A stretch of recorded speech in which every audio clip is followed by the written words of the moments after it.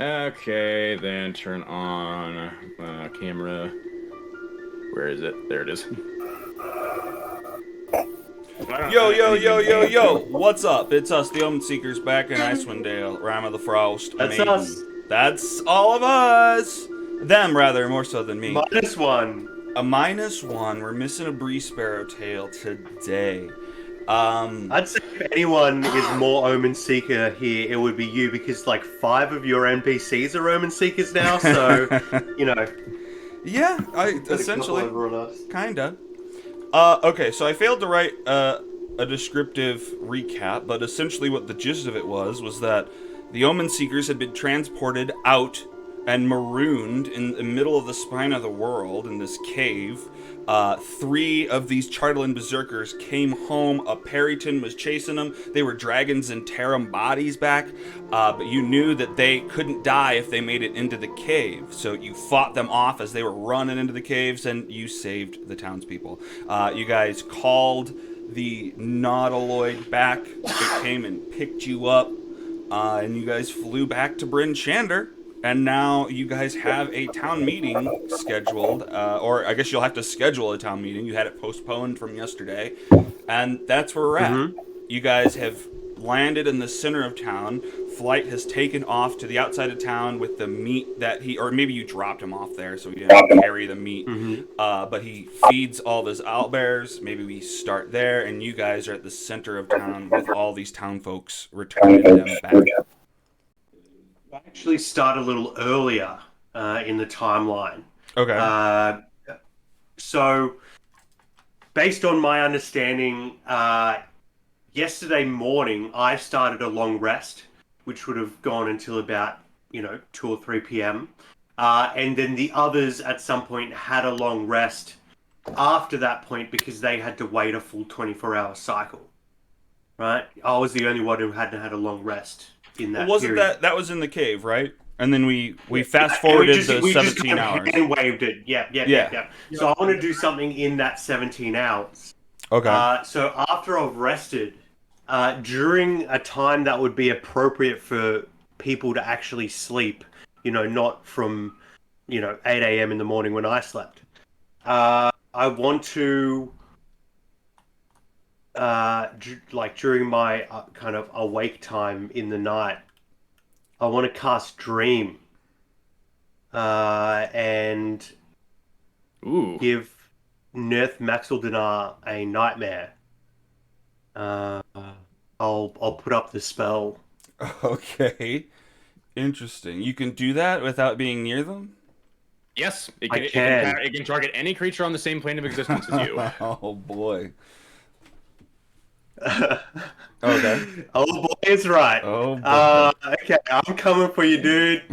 Where is that spell? Dream. Bang. I'll put it up. Cast Yes. The memes. All right. Yeah. So I choose a creature known to me. But they have to be on the same plane of existence. If they don't sleep, they don't get affected by it. But changelings do sleep, as far as we're aware. I've seen Xeraphon sleep, so it makes sense. I can be in the dream, and I can shape the dream however I like. So what I would like to do is present myself in the dream as a barbed devil, and basically stalk him through a what would be a nightmare to a changeling? Or stalk him through a hall of mirrors. And every okay. reflection that he sees is a victim of his nefarious machinations. So it's Okay. people I've been like, as I've traveled around 10 towns, I've been gathering information on the Zentarum, and what better way to gather information than by talking to the victims, or even the kind of collateral damage victims of his schemes.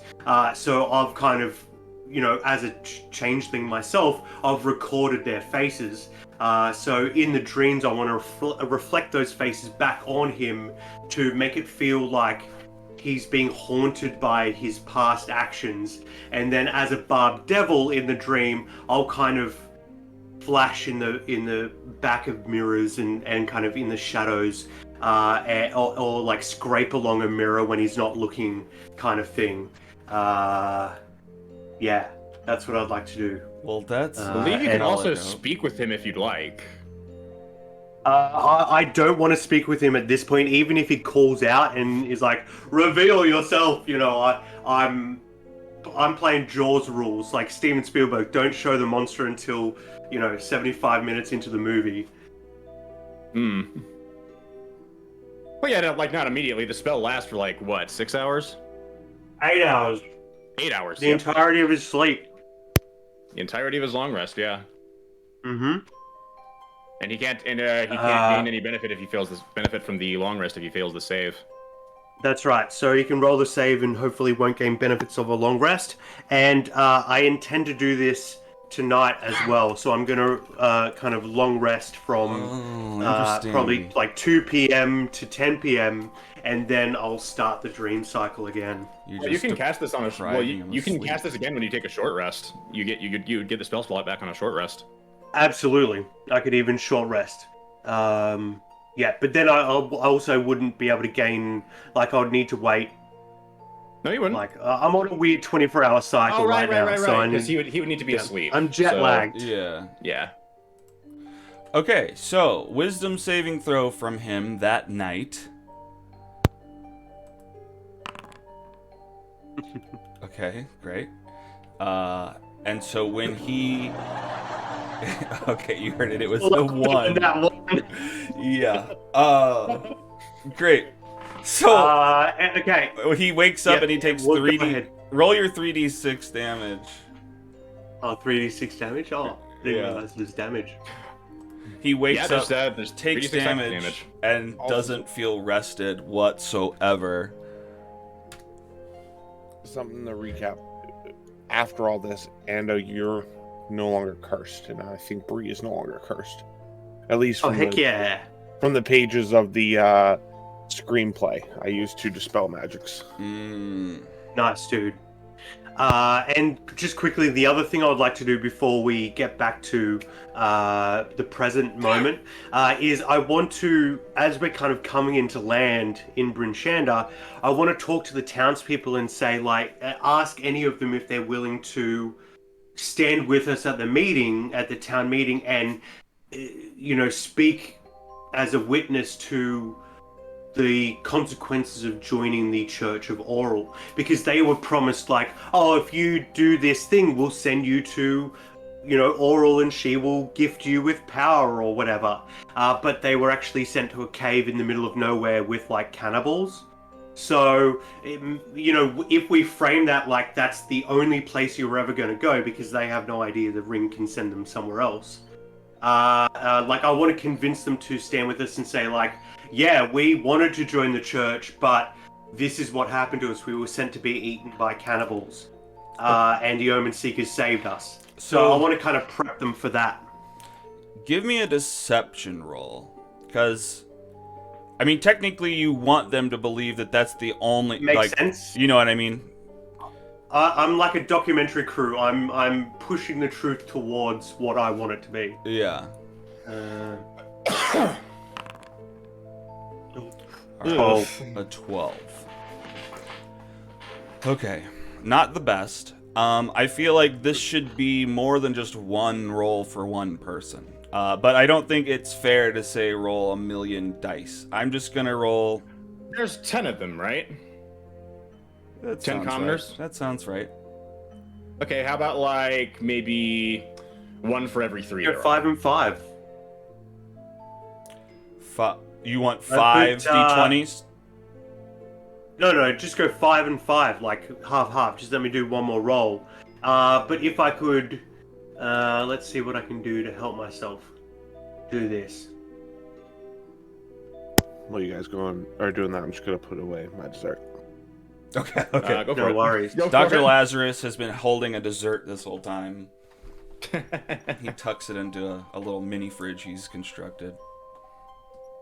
Can he give me the help action by promising people desserts if they speak up for us? Sure.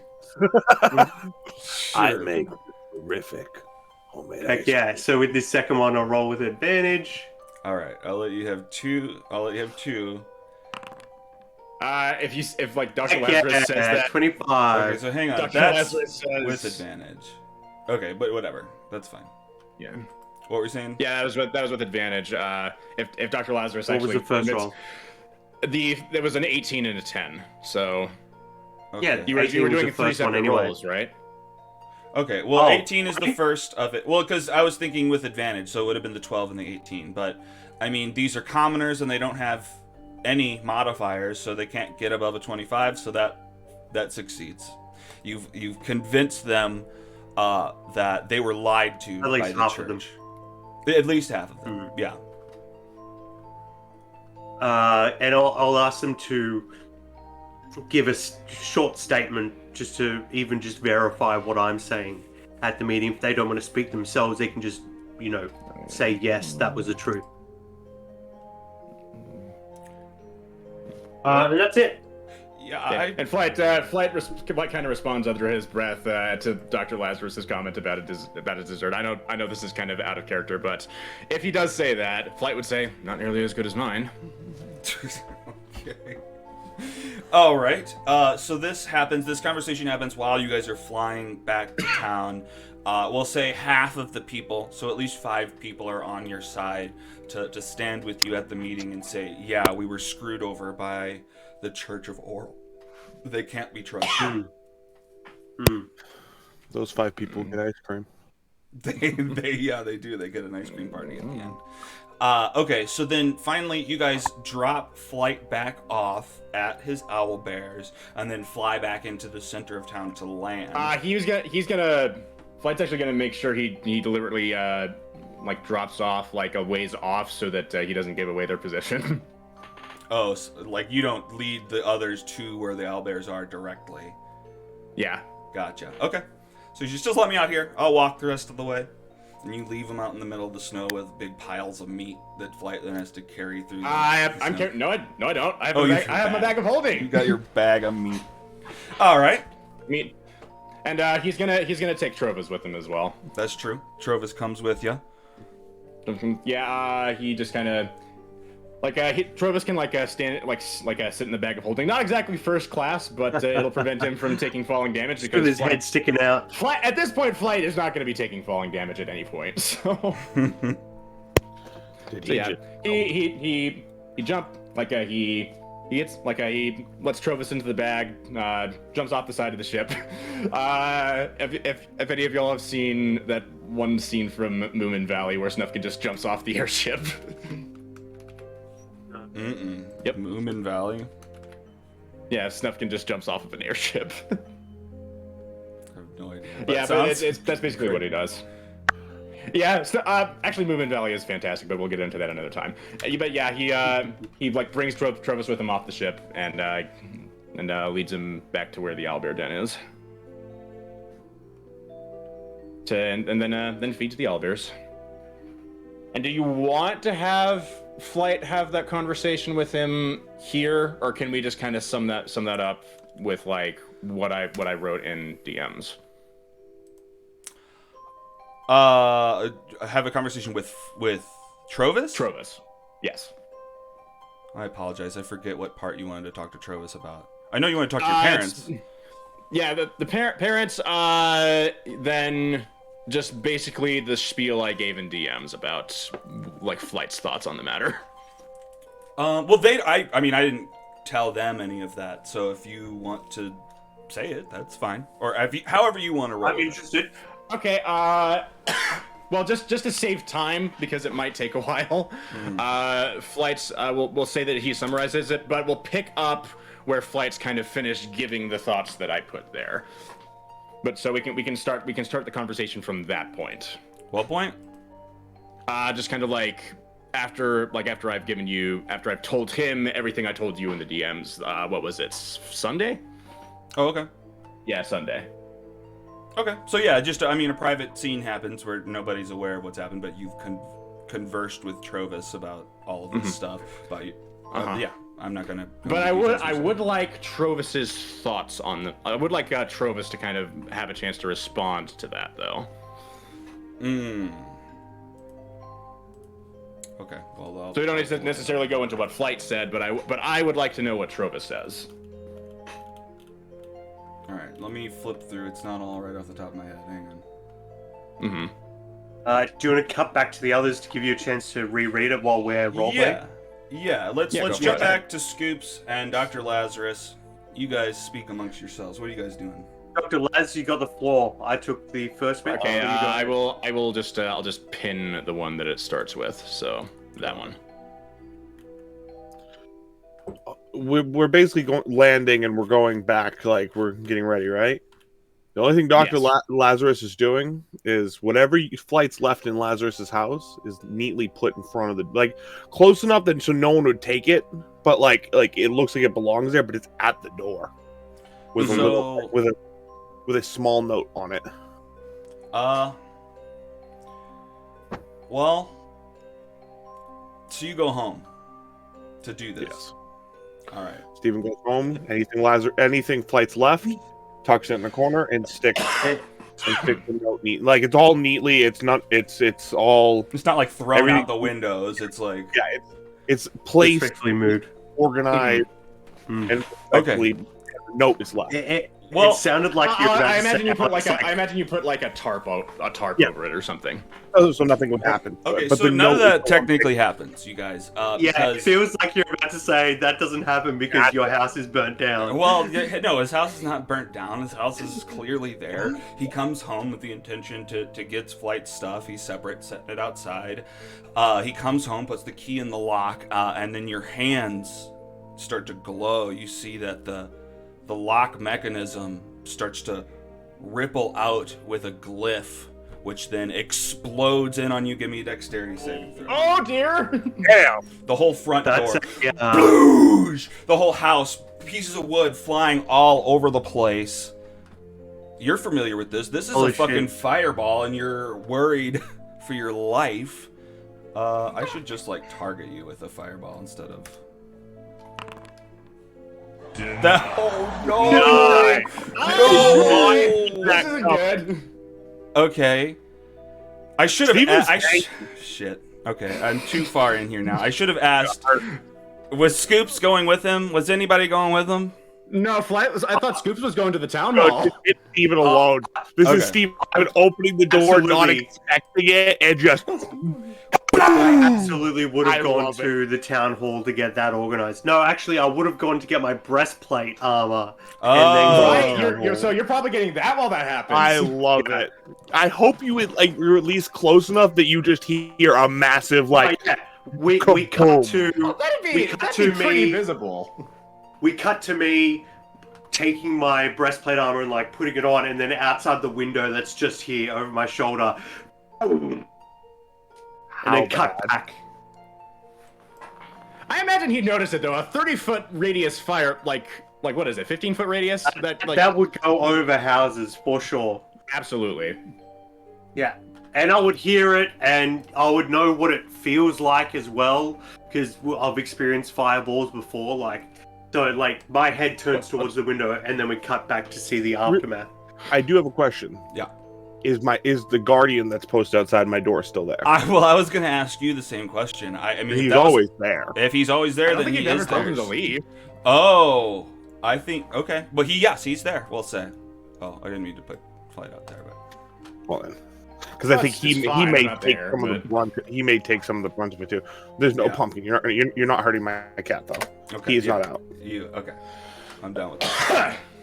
I'll take that metagame. Okay, so who all is here? Dave's probably here. Sanar's probably here. Dave, Sanar. The Xeromorphs wouldn't be. Yeah, they wouldn't be here. I can't imagine any reason for Kunlathalaga or whatever his name was. No. Kunlathalaga. That guy. Big Jason might be back. I don't know if he's back yet. What did you send him to do? You sent him to go talk to the goblins? Get the goblins here, yeah. Okay. Why don't we say that Laga Laga is bunking with Xenophon in the igloo down the street? Okay. Yeah, I don't think he'd be here, but officially, Dave can be here, Seinar can be here, and Shield Guardian can be here. Although, really quick, yeah, the whole the dice tell a great story of the natural one of Steven just unlocking the door and then boom. I got blown up. I love it. I know. It is justice to all the people I fireball. I know. I thought you'd like that. All right, well, let's place it down. Oh, it's not big enough. Okay. Blow! The fireball explodes out of the doorway. You're engulfed in flames. You fail your dex save. So does the Shield Guardian. The Shield Guardian does as well? Yeah. If he's definitely within 15 feet of the door. It prompted me, so I rolled it. A 4 and a 10. A 10. So both of you take the brunt of this damage. Blow, blow. Neither of you dead or destroyed, but this whole section of your house is now burning and in embers. It didn't reach far enough to affect Seinar or Dave, but they're staring at you through the holes in your walls. What the frick? I would have... Really quick. I would imagine Steven's thrown back on his back, covered in burning soot. Yeah. Oh, so it actually didn't hurt me that bad. It wasn't the worst. I know, fucking dude. 28 out of 8d6. Jeez. Oh, that's pathetic. That's not bad. That's not good. Good. Can we double it? Because I nat one it. I want to double it. All right. I want it to hurt. I'm happy to double it. Another 28 for you. You asked for it, mister. I did. All right. Fuck you. Damn near blew me up. Damn near blew me up. You get launched. And I mean, just to have a lot of your own medicine coming back at you, you're probably forced 10 feet back onto the ground, just like your force cannon does to people. You topple over the guardrail here, and then your shield guardian turns around and picks you up, holding you in his arms. Son of a bitch! Dave, who touched my door? What? I don't know. Walk through the hole. Dave, there was an arcane glyph on that door. That shield guardian does not move, and you're inside the house. Who's been here? I was just eating bacon, man. I'm sorry. I should have been a better. I will. House sitter. Seppuku? Is that what we're agreeing on? I believe, Dave. You'd never hurt me, Dave. He's got his sword out. Let me know when I can... No, he doesn't have a sword. Okay. Oh. So he has a sword out, I'm shooting him. No, not at you. He was offering seppuku because he failed you. He was gonna... Oh, okay. Oh. Yeah, he had the Tonto in front of his stomach. No, Dave, not like that. I'm a failure. I am so sorry, Doctor. I cannot fail you again if I'm no longer around. What about you, Seinar? Actually, we sent Seinar to get us, didn't we? So Seinar wouldn't be there. He'd also probably... He'd probably still be on the ship. Yeah. Okay. Or maybe he'd be following you, but yeah. Yeah, I'd say left him on the ship. Just so we don't... Yeah. That's fine. He's on the ship. Just so he stays out of trouble. Most of your NPC's base can be the ship. Mm-hmm. Okay, well I did all So that. I guess the only one here would really be Dave. I am going to use my last 3rd level spell to fucking heal myself. Wonderful. Although, wait. How does... I guess your shield guardian was already getting hurt. Isn't there some aspect where it takes part of your damage? No, Seinar has the necklace right now. Okay. Don't try and kill our robot. Not Although yet. the robot's probably fine at this point because it has regeneration. Oh, yeah. Let me know when I can come running in. Go ahead and come running in right now. Flight probably doesn't notice this because he's feeding the owlbears. Oh, Way yeah, too this far is away, really yeah. far away. Yeah. Far, well, not only far away, but like in cover. He's like indoors. Because the enclosure. Scoops. Because the enclosure. Mm-hmm. Scoops runs in through the hole, and he's just looking around. It's like, what happened? Anyone hurt? Steven kind of like turns around. You just see like the burns like starting to slowly heal on his face. And I say, oh, that was you? Oh, it wasn't you. I didn't blow myself up. Somebody tried to blow me up. Ironic. The ward's gone, and nobody saw anything. I have an idea, but... God, that fucking hurt. Your shield guardian is reaching out and wiping blood off of your face, just like with one finger. I'm gonna expel another second level. He would make a great nurse. Yeah, another cure wounds. He is pretty handy. This is 11-foot tall giant robot being your nurse. Yeah, he's Best like bedside manner you've ever seen. your iron giant. Yeah. You open up its chest. You open up its chest cavity, and there's like a cooler there for blood vials, and you like take another blood vial and like inject yourself with it. Actually, your shield guardian is played by Vin Diesel as well. Just I love it. Thank you, Vin Diesel Shield Guardian. yeah, that's his name. Oh, that's the perfect name for him, Diesel. Diesel, yeah. Diesel. That's funny. Yes. I love it. You know what? For Thank the you. sake of your thing, he probably has like an engine, you know, and like you've made gasoline. No, so, yeah. I found him. But Yeah, Diesel, well, yeah, yeah, you yeah, did. the You're golden right, cam. you're right. You're right. You could have Actually, absolutely it's an ancient retrofitted him to. Netherese thing. You could be powering him on blood now instead of, fuel. Red glow in the eyes. No, that's not LEDs. That's blood. That's just blood power. He's now a lava lamp. His torso is a lava lamp. did my chair survive? Oh no, not the chair! Your chair. That's this one, right? No, my chair I is think the it one was that's closer. closest to the door. Yes. Absolutely not. It did You not. can kill I your don't think it darlings, did. dude. I mean, it would This be is behind personal full cover, now. practically. I flip over it's the remains of the chair and more missing its dramatic. back, one arm's falling off, and stool style sit down on it. Okay. You're good at finding people, Ando. Ando? Oh, sorry. That's it. Scoops. I'm not in that persona right now. Right. You have too many. Ando the announcer, that's me. I can find whoever you need. If I can't, I know someone who can. This was either done by one of two groups that we are affiliated with.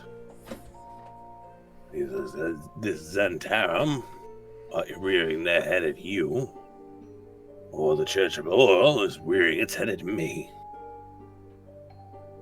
I mean, to be frank, Doc, you've made yourself a bit of a target with the Zentarum as well.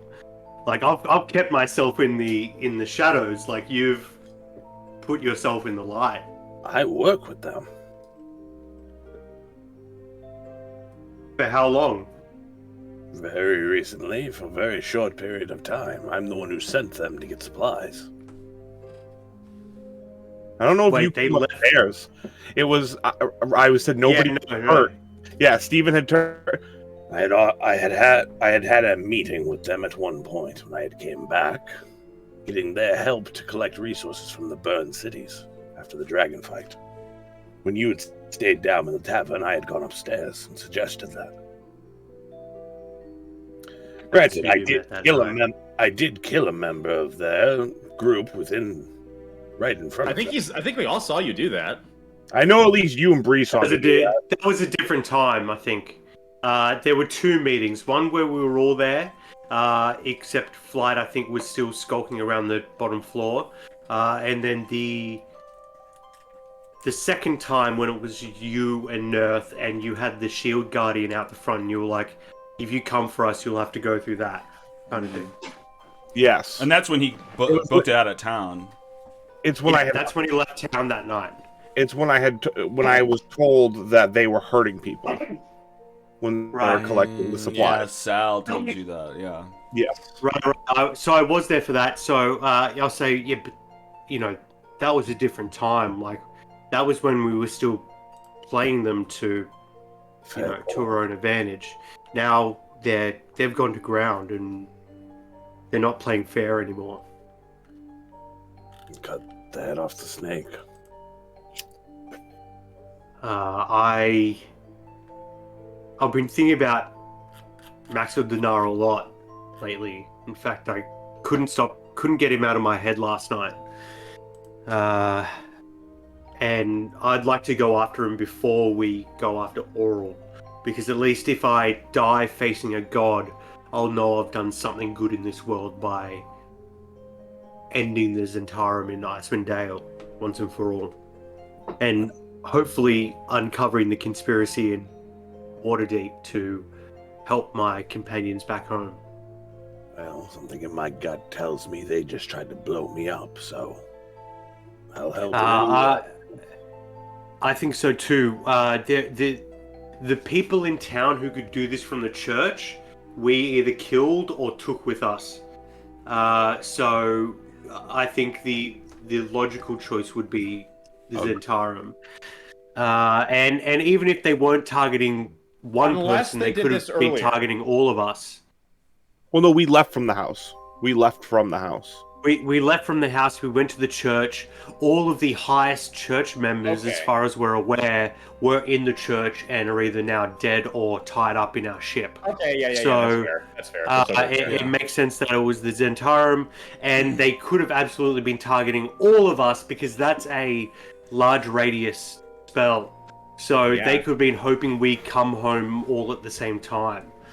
So let's not quibble over who has the biggest target on their back. Let's just assume we're all in danger.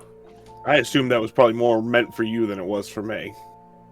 Actually, no, they don't know you. I don't think it matters anymore. I don't think they know him. That's At least not him as Scoops. But Stephen will Scoops at all, yeah. Stephen will stand up and walk up to you.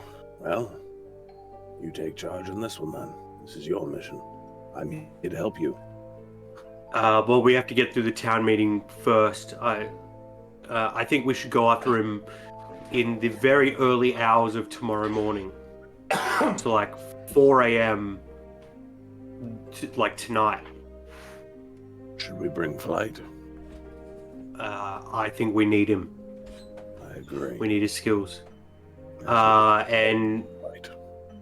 the ship is relatively quiet since it, powered by psychic energy or whatever the fuck.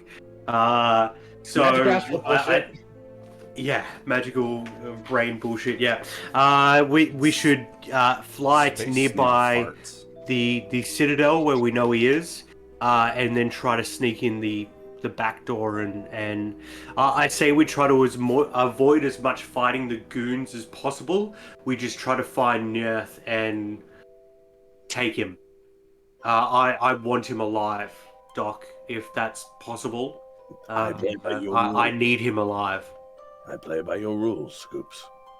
Now, if you'll excuse me, I'm going to go find a contractor to fix my wall and door. For sure. By the way, do you like my new breastplate? It's nice and shiny. Oh, I was like, what is that noise? That's me rubbing it. I get it now, yeah. Oh, you know what? I forget this every game. Scoops, give me a Constitution saving throw. Con save. Okay. Just randomly. Okay, great. Thanks for the con save. 18. All right, good. Okay, so you guys are talking about this. I think this scene probably wraps up at. Do we bring Flight? I think we need him. Flight still has that conversation with Trovis to have. Well, yeah. Well, Yeah, I mean, that's a plan for the next day. You obviously have your stuff. We'll cut away to you. You're with Trovis. You've just told him a bunch of stuff about what you're worried about and whatnot. Trovis is just... Well, I think this whole ordeal has put a lot of tension on everybody's plates, and we're at each other's necks. I think that you might have a point. I think that the Zentarum and the Auralites are just utilizing people as pawns. They don't care about them as people. They just care about their mind power. Or, I mean, I don't know what the Zentarum are doing, but I think that to get through to them, I don't know, Flight. I think that I'm not sure what to do here. I don't know what the best plan of action is, but I know you have the people's best intentions in mind. I just wish that I could make them see that, or if I could just have some assurance that they do too. And right now they've not, and their course of actions have just been not inspiring confidence in that respect. I get it. But, look, with my old adventuring party, it was sometimes the way that I came at it. Sometimes I was so sure of something that my conversation about it soiled the pot. I think that I don't know. I think that they just need to hear it from a calm, non-forceful position. It would help if they didn't gang up on me. I hear, but you gotta come from their hand. Someone almost died. There's just a lot of stuff going on right now, man. I know that you don't mean them harm, but I feel that they're losing confidence. That I think the whole group is losing confidence that one person may not start something that gets the rest in trouble. I don't know. I think everyone should be allowed to do what they want without being... I don't know. It's fine, Trovis. I wasn't expecting you to have the answers. I needed somebody to hear it. Yeah, I needed somebody to tell it to... I get it. I know you guys are going through a lot right now. I just think compassion is going to be the solution here. Hearing them through might allow them to hear you out as well. Like when you're trying to buy something that's kind of embarrassing and you buy two non-embarrassing things to sandwich it between. Like, you tell them a good thing, then a bad thing, then another good thing. Does that make sense? It makes sense. I just need the chance to get a word in. And when all three of them are talking at once and saying a bunch of different things at once, it makes it hard to get my 2 cents in on everything that they say. I understand. Well, sometimes you get, sometimes 2 cents is worth more in the pocket than it is in the bush. Am I getting this right? Absolutely. It's apple in the hand is worth 2 in the bush. Something like that. I don't know. Though that proves my point more than yours. I might have got it wrong. I'm not the best with these proverbs. That's all right. I'm horrible with adverbs. It's all right. Though, I do have, one other thing. I'm going to... I don't know what they're going to do today, and quite frankly, I don't care what they're doing today. I need to go clear my head, so I'm going to Lonelywood. Lonelywood? Okay. That's where Crust and Melody are. Oh, you're gonna go see your parents. Okay. Yes, and well, I don't want to make you uncomfortable, but I think I think it might be good if you came as well. Flight, I don't know. Do you think I mean telling them now? Oh, you know what? You know what? I'm gonna stop questioning this. I'm just gonna face things head on. Let's go. Let me grab a few things and we'll head out. Alrighty, I'll be waiting by the north gate. All right. Well done, Trovis. And Basically, then dude. Trovis heads back into town to grab a few things, and then. Yeah, it's before he goes, he says, I don't know all of the details, but if this is going to be a thing, perhaps it'd be best to have some closure on the last one. What? Just to Trovis. Like, if he kind of gestures to him, if like you and me, if we're gonna be a thing, maybe we should address the last thing, which was him and Crest. Right. Okay. Yeah, makes sense. Okay. From Bryn Shander to. Oh, and I have a handy dandy thing I was thinking of. Again, not exactly first class, but flight could fly there. Oh. Okay. Yeah. With, and I guess that's with him in the bag of holding. Okay. Yeah, and that's 60 So, feet per second. Although he'll suffocate in there. 100 after 10 minutes. Which was Yeah, when, you'd have which to is stop when every 10 minutes to. Yeah, which is give when him a fly breath. ends anyway. I'd imagine you're carrying like a Bennett Foddy. You know what I'm talking about? Like his head is just sticking Yes, out I know of this exactly bucket. what you're talking about. Yeah. Getting over it. You guys know what I'm talking about. That get rid of at least half of his weight. So. Yeah. Okay, so normal movement or travel speed to Lonelywood is about 8 it would hours actually per be- road, but if you're gonna fly straight there, If I'm gonna fly, and it's actually 120 feet if I'm dashing. okay.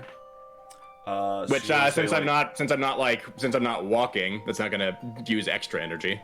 All right, hang on. So let me see here. So it's 10 miles directly there. If the spaceship goes 5 miles an hour, that'd be 2 hours. But you So should I go actually slower than the have spaceship.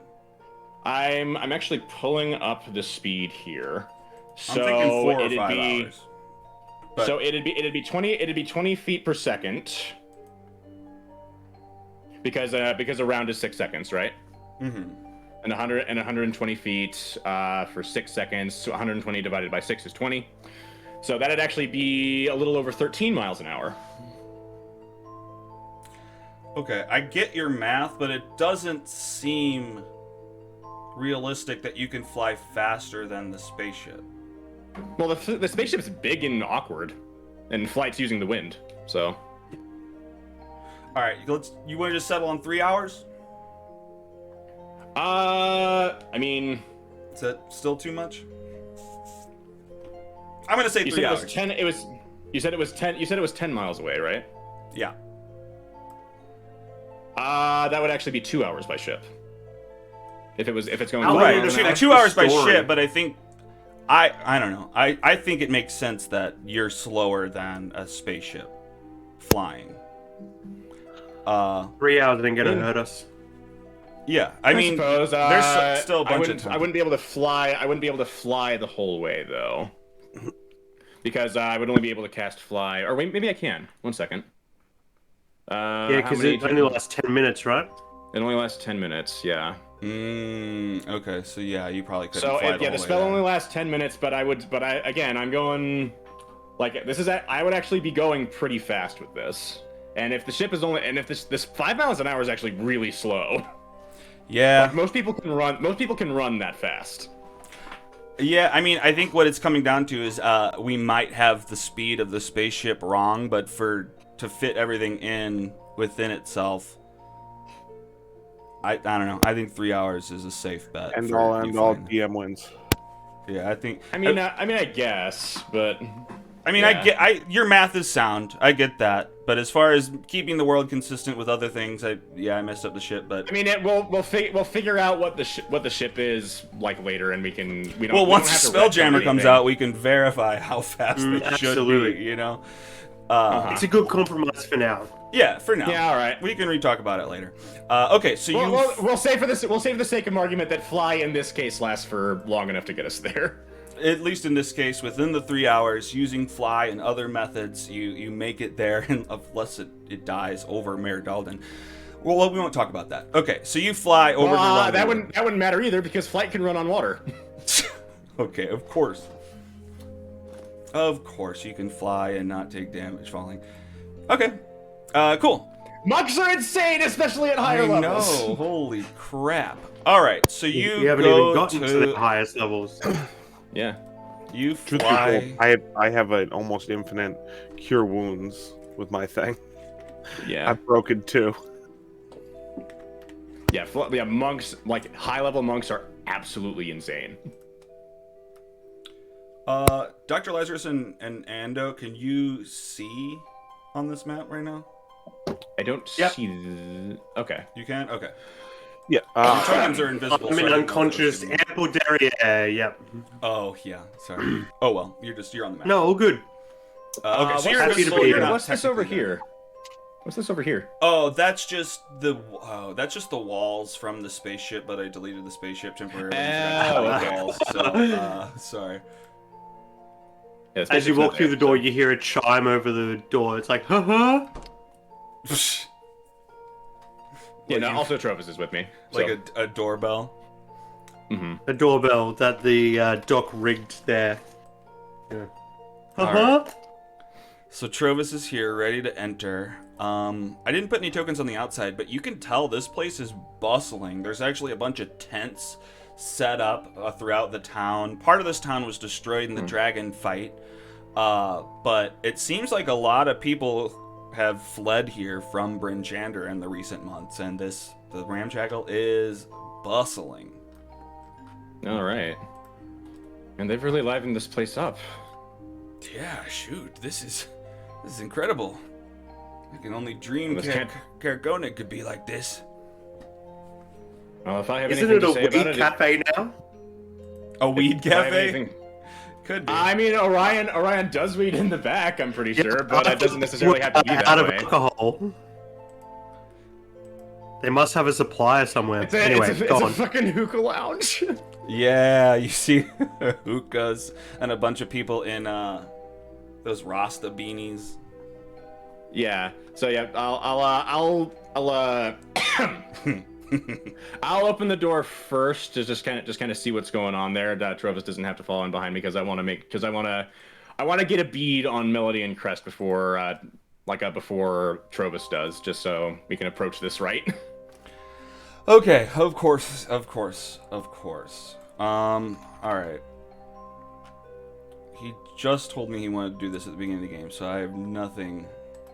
I've not planned for this yet. All right. Okay. No, We'll it's great. Play it by ear. We're We'll play it by ear. most of it's usually by ear, but all right. So you look inside. Yeah, I mean you see a smorgasbord of townspeople sitting in chairs, moving around, sitting at the bar at the back. There's some kobolds at the bar. I always forget. Orion's not here, right? Or where is he? He was here when Bree came here. Okay. Yeah, he just we wasn't supposed to said be. he I don't think. He was supposed to be in Bryn Shander when we got back. He wasn't, so we said he got halfway and turned back. Yeah, he got high and forgot. Yeah. That sounds like Orion. That sounds like him. Yep. All right. Well, then he's still working the bar then. Okay. Okay, so he'll kind of step in. Still no sign of Melody or Creston here. Not at first glance, no. Okay, he'll gesture for Trovis to come on in. Kind of step over there. Zip. Trovis steps in. Excuse me. Oh, wow. Okay, this place smells better than those speakeasies. This is quite an establishment. All right, then Flight will kind of sneak past, kind of like weave past people and go up to the bar and speak to Orion. Hey, What's up, dude? I haven't seen you since we blew up. So, you and me, yeah, oh my god, we exploded together. Man, explosion bros, all the way. Dude, Lathander, what a great guy, right? How about we don't do that again, huh? No, definitely not. I'd do it again. Shoot, he brought me right back. I would not. There is no risk in dying, I've learned. Flight's gonna peer closely into his eyes. Are they red? Sure, yeah, for sure. Okay. Flight just kind of pulls himself back. Okay. Dude, I can do anything. Are you serious? I died and I got brought back to life. This whole world is like a simulation. Even though I don't know what that means because computers don't exist, but like, it's like made up. Simulations, illusory simulations. It's like a simulacra. Image stuff. Have you ever heard of the story of the man who made a map that was a 1-to-1 scale to the place, and then you couldn't tell the difference from the place anymore, and the map became the new place? Can you believe that, dude? That sounds incredibly fascinating. Are Melody and Crest here? Oh, yeah. Oh, I wouldn't go back there, man. No? No, I don't think they're here. Insight? Okay. Yeah, that's weird. They're just gonna be like, I'm rolling insight. Denied. Oh, no! You believe him? I don't know. He might roll worse on deception unless he actually thinks he's telling the truth. What the hell just... Whoa, even with a 1, you have a 12? Okay. Yeah, I have expertise in insight, man. Okay. You got a 10, so you are... Oh, wait. Oh, even with his advantage. Okay, well, whatever. He was supposed That's to have how we stack the odds, baby. All right, great. So, yeah, he's obviously... I mean, he said don't go back there, and then immediately changed stories. Like, no, they're not here. He's definitely lying about something. Ryan? Dude, can you just wait till later? How much later? I don't know. 45 minutes? Yeah, like maybe I don't just like I don't know, man. Hey, just hang out. This is weird.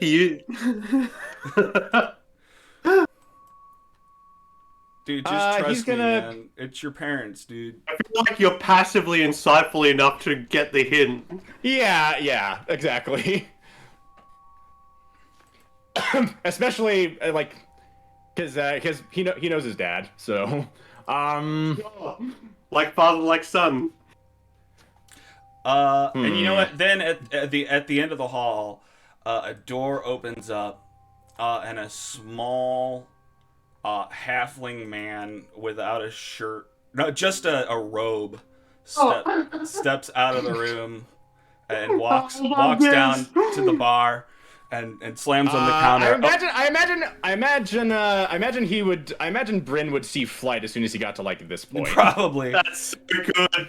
He grabs the robe and pulls it closer shut, like, oh, Flight, what's going on? Oh, Kate's gonna be so upset she missed this. Well, I mean, Bree isn't here. Like, Bree wouldn't be here anyway, so... Yeah, it's such a shame. She'll hear about it. Turn off my ringer. Okay. Oh, yeah. So, Flight definitely notices that. Hey, Travis, hang out by the hearth for a moment. Oh, I don't mind at all. Shoot. Oh. Okay, yeah. and then Flight kind of scoots past this person and kind of pushes Bryn back into the hallway. Well, hang on, mate. Orion, can I get water? I need to talk to you for just a minute. What's going on, my friend? Where's Bree? And Flight cat. Well, she's back at Bryn Shanter. As for you though, I see you left the light on in that bedroom. Yeah. Yep. Just heading right back in. Oh, heading right back in. Yep. And Just keeping hydrated. Just gotta get a drink. Flood actually looks down at him with this kind of knowing. Can I roll insight again? Yeah. Would you be hearing anything at this point? From I don't know about. Well, I mean, if Bryn's out, he left the door open. He left the door open, and Bryn is like out. So, I'm gonna roll insight. All right, that's better. 16. No chance of deception here. He's got -1. Or 19. Yeah. Well, okay. So hang on. Well, he's not lying. I guess everything he said is true. I'm not looking for lies. You're just looking to know if you know. I'm looking at the color of his face. Yeah, the color of his. You know, I don't know if he's embarrassed or anything. He's sweaty. Oh yeah, definitely that. Mm-hmm. Yeah, just Something you'd like to tell me? And Flight kind of leans against the wall. Flight with his arms crossed and this very almost like knowing, almost smug smile. He's looking at you. He's looking back at the open door. He's looking at you. Look, he calls out to the open door. Oh, hey, Flight. How's it going? Who? Unexpected to see you. Oh, his parents. No, yeah. No, saying it to the open air to try and warn them that he's coming. Like, oh, I see what you're saying. In that room, better put some pants on because Flight's here. Look, mate. Anyway, what does Bryn say? Look, look, you're making this weird, mate. I think we both how to even broach something like this. We're both adults. We're both adults. You can tell me. Both. We are all four of us are adults.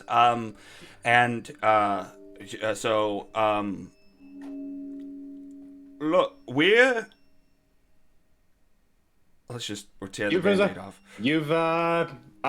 Flight's gonna do it for him. You've worked things out? We have worked out an agreement. We seem to be more compatible all together than we thought.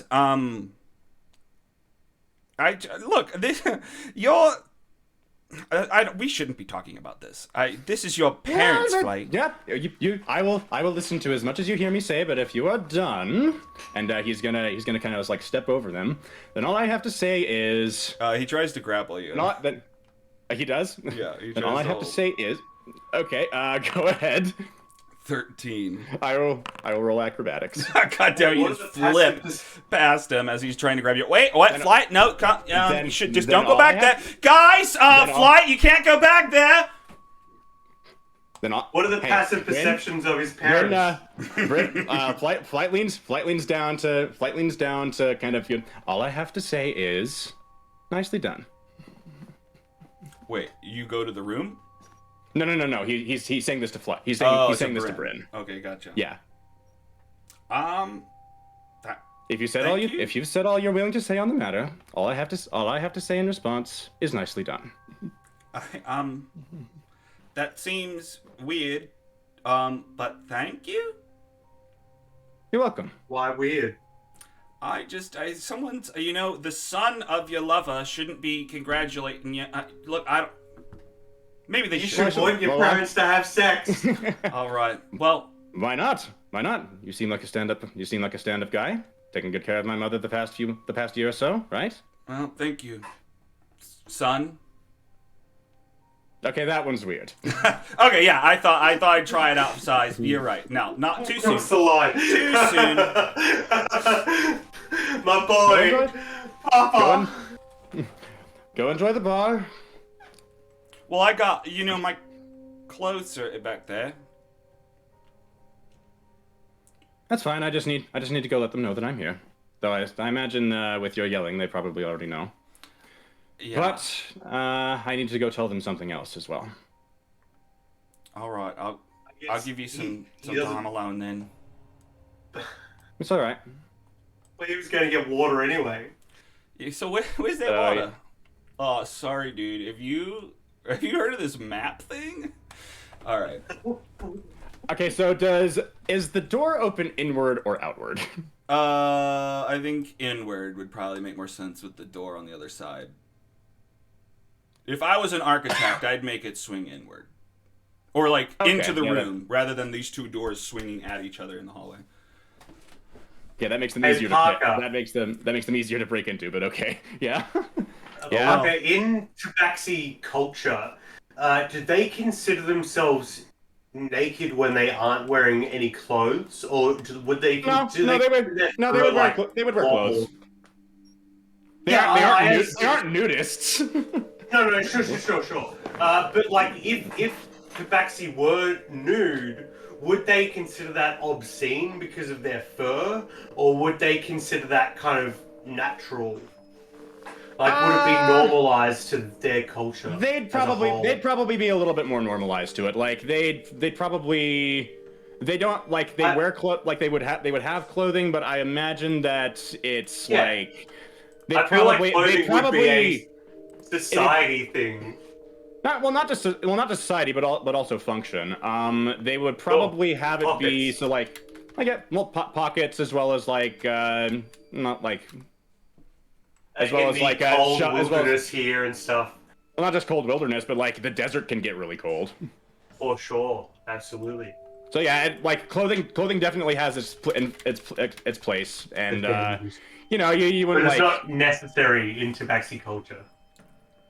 I imagine it's more like they have their clothes like clothing is like. Like you do wear it in public. Like I said, they're not nudists, but they're like they don't do it by the same standard. Like cover. Yeah, they're more comfortable. They're more comfortable in their fur. Yeah, exactly. Mm. But yeah, Flight kind of comes over to the deck. He doesn't look in. So, but he is going to kind of give cloth movements. I don't know if zippers exist, but buttoning, clothing sounds. The ruffling and furling of clothing. Mm-hmm. Yeah, he's not going to look in, but he is going to like kind of put a little rat-a-tap on the door, like. Come out, come in. You're decent now. We are always decent. You and I both know that's a lie. Flight. Flight just kind of comes around the corner. Cheeky. I'm looking for my buttons. Mm-hmm. Which one's Flight's parents? I've got that one. Flight, what brings you out here? We were just I know what you were doing. Okay, good. We don't have to play this game. It's fine. You're grown up now. Indeed I am.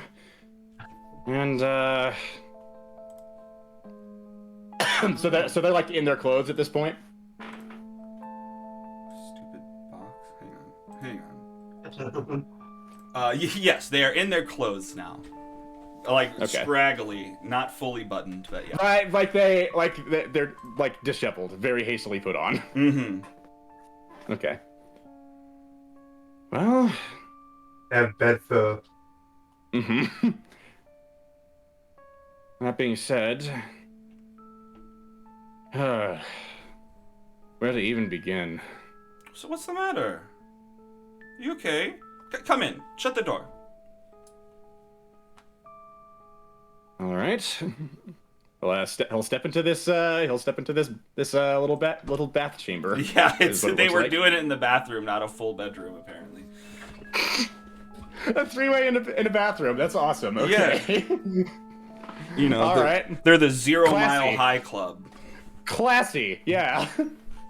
Alrighty. Here, sit on. Yeah, Flight just kind of disregards that at the moment. Mm-hmm. Where to begin? Well, I suppose I should start with the most immediate one. Crest, I have an old friend of yours here. Oh yeah? What do you mean? I don't have An very old, many friends. little one of your more than friends. Melody I looks should at I should him I and should looks at point you. I should point this out. I should actually point this out. Crest and Melody aren't technically married. Okay. Yeah. So like there was more like it was always they stuck together because they wanted to be, not because of any kind of social obligation. Not that They're not that any mates. not They not don't that care yeah about that they're tax ma- rebates. yeah, well, not that they would have benefited from any to begin with. They didn't live anywhere for long enough. So what did you say to them? This is I don't know if this is awkward, but I have Trovis here. Both of your parents' eyes go wide. Both recognize him. Crest kind of takes a step back and is silent. Melody looks to him and then to you. How do you know of Trovis? And why did you bring him here?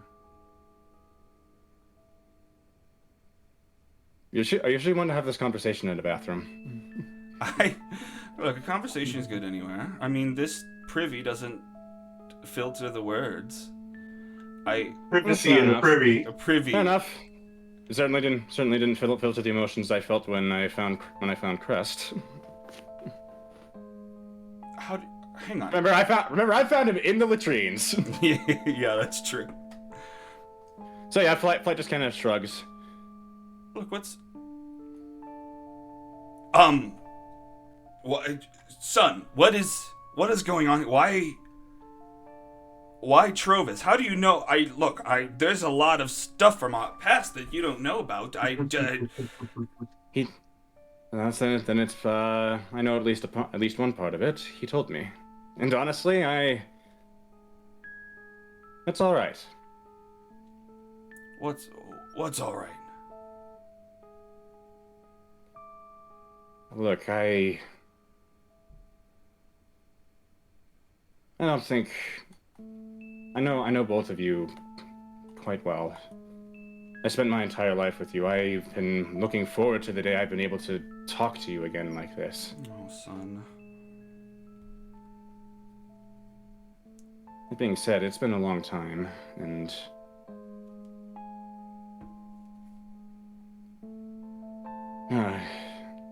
I wish it wasn't filled with so much weird drama. Weird drama? Well, I mean, not from you. I mean, I figured you'd work things out with Bryn somehow. And I'm glad you have, honestly. It makes me happy. We're doing good. We're all doing good here. But what's weighing on you, son? There's something weighing down on your soul. I can sense it. There is. And what does this have to do with Hang on. What does Trovis have to do with it? Why did you bring Trovis here? It's a bad day off. You wouldn't be unhappy to see him, would you? I don't know. I haven't seen him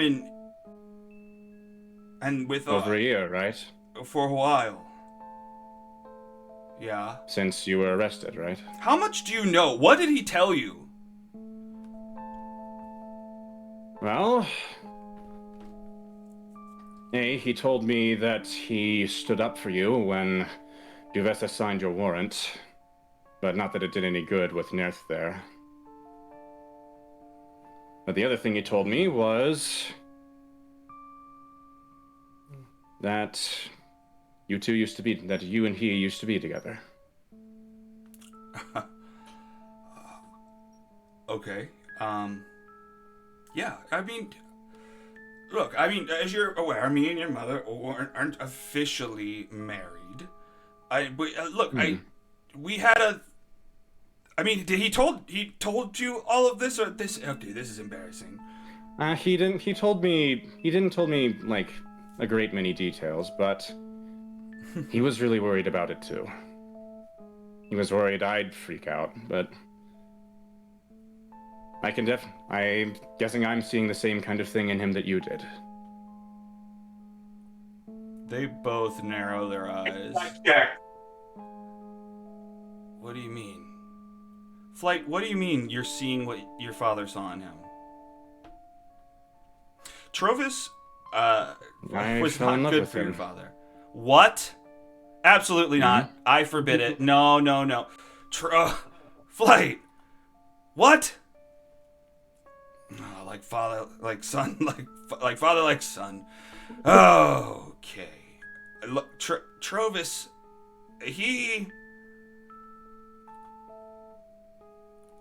I don't know. This is weird. You're in love with him, or you just think you're in love with him? Do you know what love is, Flight? Oh. Classic parent move. I don't blame you. Considering the kind of habits he had beforehand, I'm not entirely sure I blame you for that. He led me down a dark path, Flight. He's drinking all the time. I was drinking all the time. I'd forgotten. I was letting your mother, my loyalty to your mother get away from me, and I don't know. I just wasn't all there. I had to get out of there. Crest. It's alright. I'm just worried about you. He's much too old for you, son. You're gonna go out with your father's boyfriend? Really? You landed on that? That's the hill you're gonna die on? Of all things, that is not the one I expected. I mean, this one that would be the argument I expected, but Well, like I said, this is a little. It's not like strange, I don't think. But I think you did see something in him. Crest, And I'm starting to see it. calm down. Look, you obviously had a reason that you got so close with the man, with the Dragonborn, and look, you can't blame your son for falling for the same things. He is a branch off the old tree. I'm not getting this aphorism correctly. I think you should come and see this. What? All three of them are bad at metaphors. We are the worst. That's weird. I think you should. Three of them just have that problem. That's why I brought him here. If I'm going to do this, I want some sort of closure for this. And I want you to see the person I think I've helped him become. Okay. Crest, let's make amends. Let's see what we can do for Flight. Mm-hmm. Flight steps out of the privy again. Okay. For the sake of Alex, I imagine this. Yeah. I feel like we should jump back to the other group before For you sure. talk to them. Mm-hmm. Just before we do, I thought you were about to say, Trovis led me down a dark path. He tried to recruit me to the Zentarum. That would have. If Trovis was like second in command. Yeah, no, I was quite sure that. And at that point, he kicks the door in and shoots both of your parents.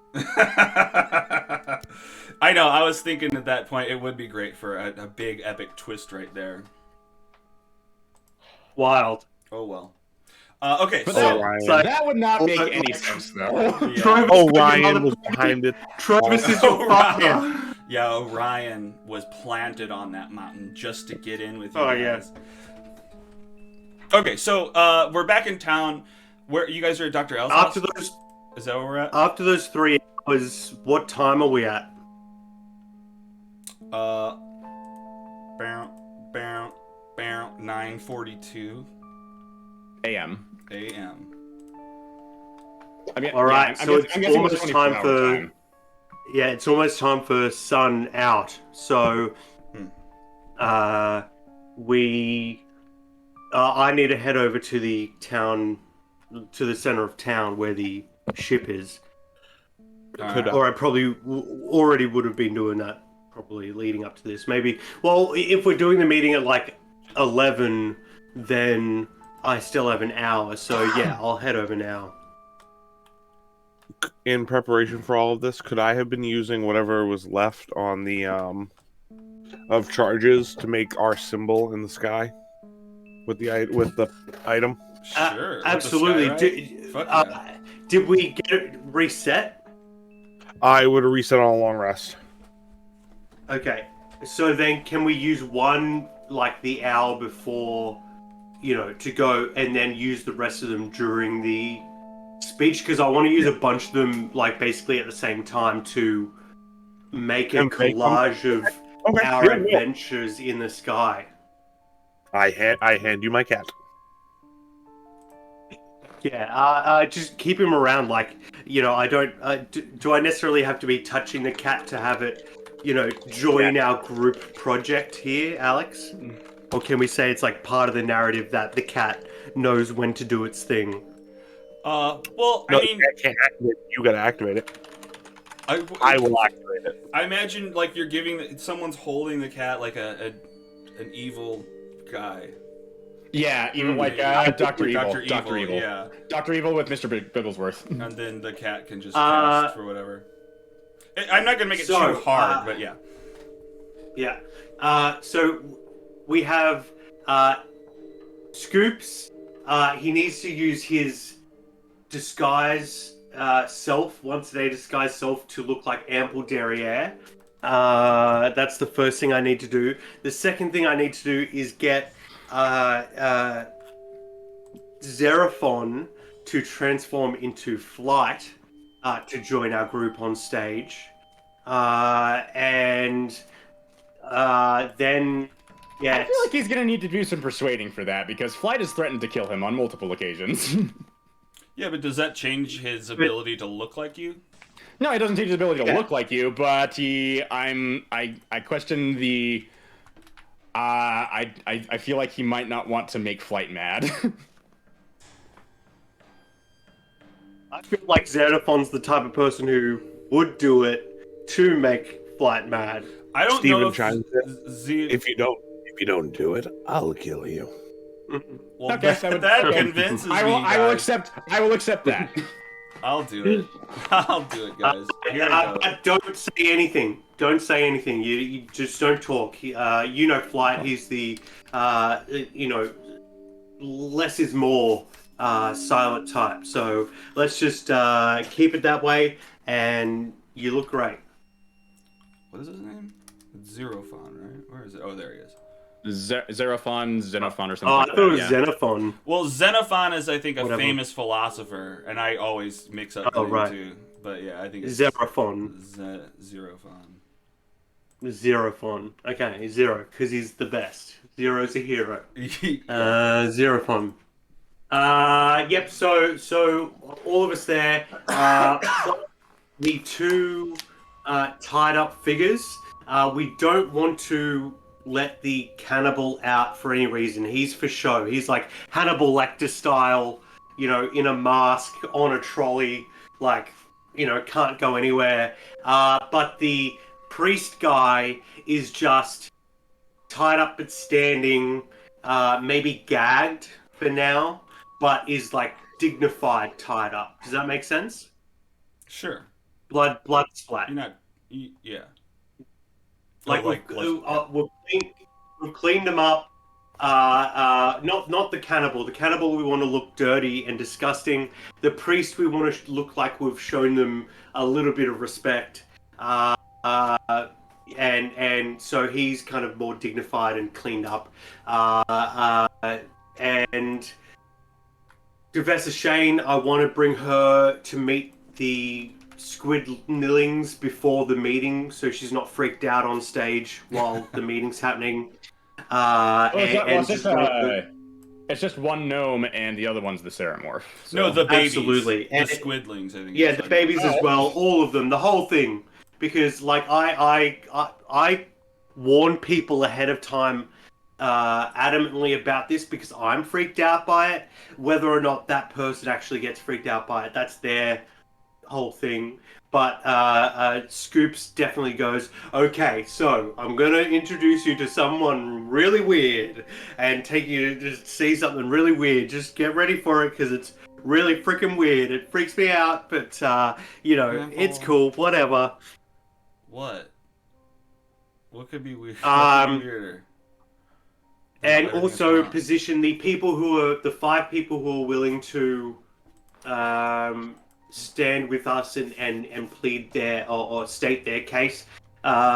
Keep them around, keep them comfortable inside the ship. Snackies and stuff, whatever they could need, I provide. What else do we need to do pre-operation? Oh, I also want to talk to. Oh no, I can do that after. Anything the doctor wants to do? Yeah, Doc. Uh, I don't plan to talk much, Amp. I don't think I have the best reputation, but I plan to pay attention to the crowd. You talk. Pumpkin will know when to rub up against you, and it will give you the ability to cast Skyrite. That'll work for me. But I will be watching the crowd, making sure we're safe. I can hit them from afar. Well, so can you with that new rifle, but... Well, I actually need you to do a bit of the talking. Mechanically speaking, I'll just describe it if you want me to take the lead. But in the narrative, what I'm going to ask from you is to describe what happened when Dimitri or Scoops or Ample wasn't with you. To basically go through our entire adventure from the beginning to now. In summarized terms, and really kind of emphasizing the, at every turn, I would start. Oral was always pushing back against us. I would start then and tell the story of Francis Mata. Oh, yeah. Sure. Well, that was the first adventure. That's the oldest adventure back to me in flight. Yeah, that's how you and Fletcher Perfect. met. Yep, he was killed by keeping out the. Actually, technically, you would know this. You were there. You're Dimitri. That's true. But, Absolutely. And whenever Bree would come into the group, she would then step forward and speak her part of the story from her perspective, kind of thing. And I guess this could be considered the meeting right now as we're describing it, because this is what I'm imagining. All right. Like, as we're describing these things, as we're describing these kind of dramatic moments in our adventure from the beginning to now, we have 10, I think, Skyrites available to us. So at 10 prominent moments, a Skyrite goes up and creates like a silhouette of that moment in the sky that kind of circles around the entire field. Or the city, really, and so it creates kind of a collage of 10 different images of like Oral down on us with the Mythalar behind, one of our shoulders, and the Doc kind of trying to escape her, and another time where like the Light Walkers surrounded the town. So there's like a tiny Brynshanda up there and the Light Walkers surrounding it. And we told them about how we were all prepared for this fight. We were getting ready for it. And we learned that the truth that the fight's not going to happen because Oral doesn't want to kill us. She wants to suck our belief. She wants to take our belief and turn it into power. She wants to suck my what? Yeah, she wants to take your belief, because it doesn't matter whether you are praying for her or praying against her. As long as you pray with her name on your lips, she will gain power from it. It's attention. she wants your attention. And as long as we are giving her that attention, she is taking power from us. So she gained our attention very dramatically by stating that she was going to send her minions here to destroy us. And that's been having her on our mind for the last, 10 days, getting prepared for this. I can even say, do a bit of a dramatic thing, but she thinks there's nothing else we can do about it. She thinks she's won. She thinks even if we try to stop now, it's too late. Isn't that right? And I look to Bloodsplat and see if he'll kind of take up that kind of overconfidence. Like, yeah, that's right. Like, oral is all. She is going to destroy everything and take everything. Hopefully, you tell me. Give me a persuasion. Because the boss was Bloodsplat or the boss guy, the guy who was like coughing up information last time. It was the boss guy. I think that was like really loose-lipped. Yeah, probably. Do I have any benefits for this? Any? Because we're all here as a team. You can doing this. Pitch a benefit. Like, how would you make it better? How would you gain advantage? Are you trying to intimidate him? Are you trying to persuade him? Or well, I would probably say I'm trying to deceive him into thinking this is a stage for him to say the overconfident things that the other guy said, because I want to kind of, just before I let him talk, I want to puff up his ego a little bit and say, like, she thinks she's won. She thinks that no matter what we do, there's no going back. And that kind of bolsters him, like, yeah, that's right. She has won. And we can say things like, it was all a lie. We just need your attention. That's my intention. okay. So could I deceive him to kind of give him a moment where he can kind of brag to the crowd? Like, this is where the villain is like, there's nothing you can do to stop this, so I may as well tell you everything. Okay. Well, give me... and I sure, have if you been want to roll prepping him for the deception last 16 hours. I've been prepping this guy. Well, how have you been prepping Deception. him? Like, why does he want to give up his... Because I'll murder him. Okay, well, there you go. Not There you necessarily. can have advantage because the doc is intimidating him at the same time. He has a gun to Absolutely. his head. I've definitely threatened to kill him. I've definitely he's definitely overheard the conversation, at least on the ship, of Steven Yeah. the less people that believe we have the Charlin guy. Like, I really don't want a gun out on stage, No, Steven doesn't- especially to this guy's head. I was thinking we did this he's over. Like, Steven's talked loudly and he's overheard Steven say, "I will kill him." Like, all Yeah. throughout while he's been with us. Really, I just want this guy to state his truth. But I guess I need to deceive him to achieve that. So let's go for the roll. All right. Fuck yeah. So I guess he's kind of tied up. He stands in front of the group and he's just like, "You all, it's what?" I guess he's confused. What was the last thing you said? Like, Oral thinks she's beat us. Oral thinks she's already won. No matter what we do, there's no stopping her.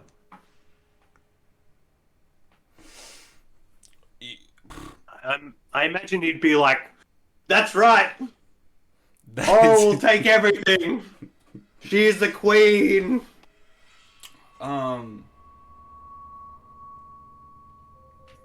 You can't stop winter. He's right. I mean, the gist is all there, but how are you guys going to stop thinking of the Frost Maiden? That's where you're doomed. I know how to do that. Do you? Without killing every single one of the townsfolk? Don't believe in her. And Stephen will cast one of the sky rights, and it says, "Believe in us, the Omen Seekers." Heck yeah. But don't you get And I'd say another factor I want to put in as well before we go to that, because I feel like that's like the crescendo moment. I also want to say, that's what they want you to believe, that, that she is all powerful, and that, she will grant you, she will praise and reward if you believe in her. Just let and her praise in your her. heart. But actually, what happens when you let her into your heart is this, and I point to the cannibal, fucking frostbitten, nose off dude in the fucking restraints. Fucking Yeah! I'll freaking kill ya! yeah, that dude. I'll say this is what awaits people who worship the Frostmaiden, and I give the floor to the 5 NPCs who were willing to say, like, that's right, we were teleported to a cave and, almost eaten by cannibals. Scoops, I'll take this from here. He's right, everyone. We 5 had given in to the Frost Maiden. We had been attending worship sermons, and we really were buying into the whole thing. We were about to be sent to the island to be accepted, or to pass her test and be granted a great boon, but what it turned out was to be a lie. I mean, the only thing the Frost Maiden gave all of us was a swift kick into the middle of the mountains, and we almost died if it weren't for the Omen Seekers. If they weren't here, all of these guys would have attacked us. That's a great time for someone to say, so how do we stop worshipping her? And then you probably just pretend like so. Yo, how do we stop? I'm down. That's a great question, you guys. Let me tell you the answer. Well, what's the answer? Tell us! Don't believe in her.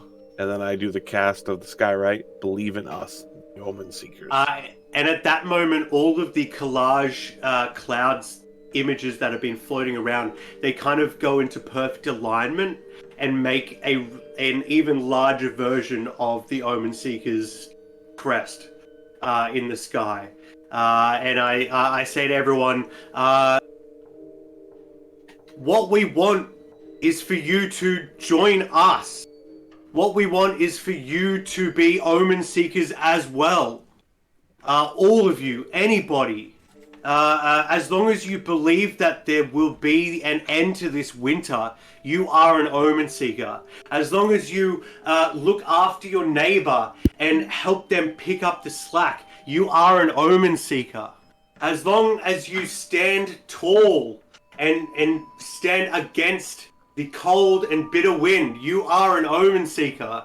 And I want to kind of, get them all kind of on our side. Like, yeah, absolutely. Yeah, I'm in. Roll a persuasion for the whole crowd. You're doing great.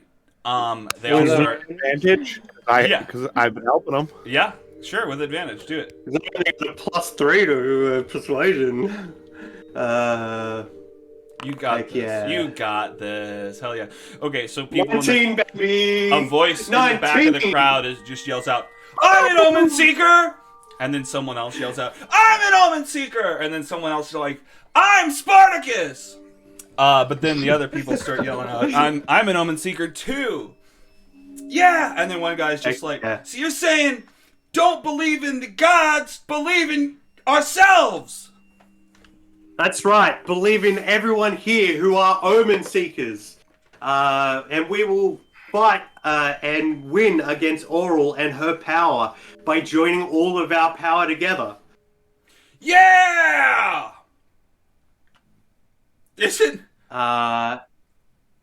There's not much else to say and do, except there is a question I have to ask them, I suppose. And we ask anybody who is willing to fight who will voluntarily step forward and take the fight to her. We intend to confront her where she lives and take her out, because right now there are allies who have been taken by her. We all know people, others who have been, other worshippers who have been transported to the island. Our sons, our daughters, our friends, our neighbors. Many people have been taken into her clutches, and we intend to go and get them back. And we ask for anyone who is willing to help to come with us. You see, this ship from another world, our friends who are here to help us as well. We can take many people to help us get our friends and family back. The blood splat guy is just kind of laughing to himself.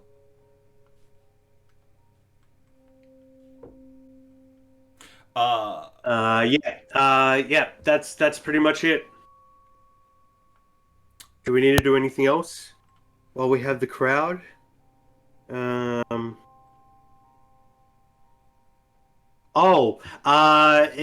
would be a really dramatic moment for the goblins to come in, if you ever intended for them to actually appear again.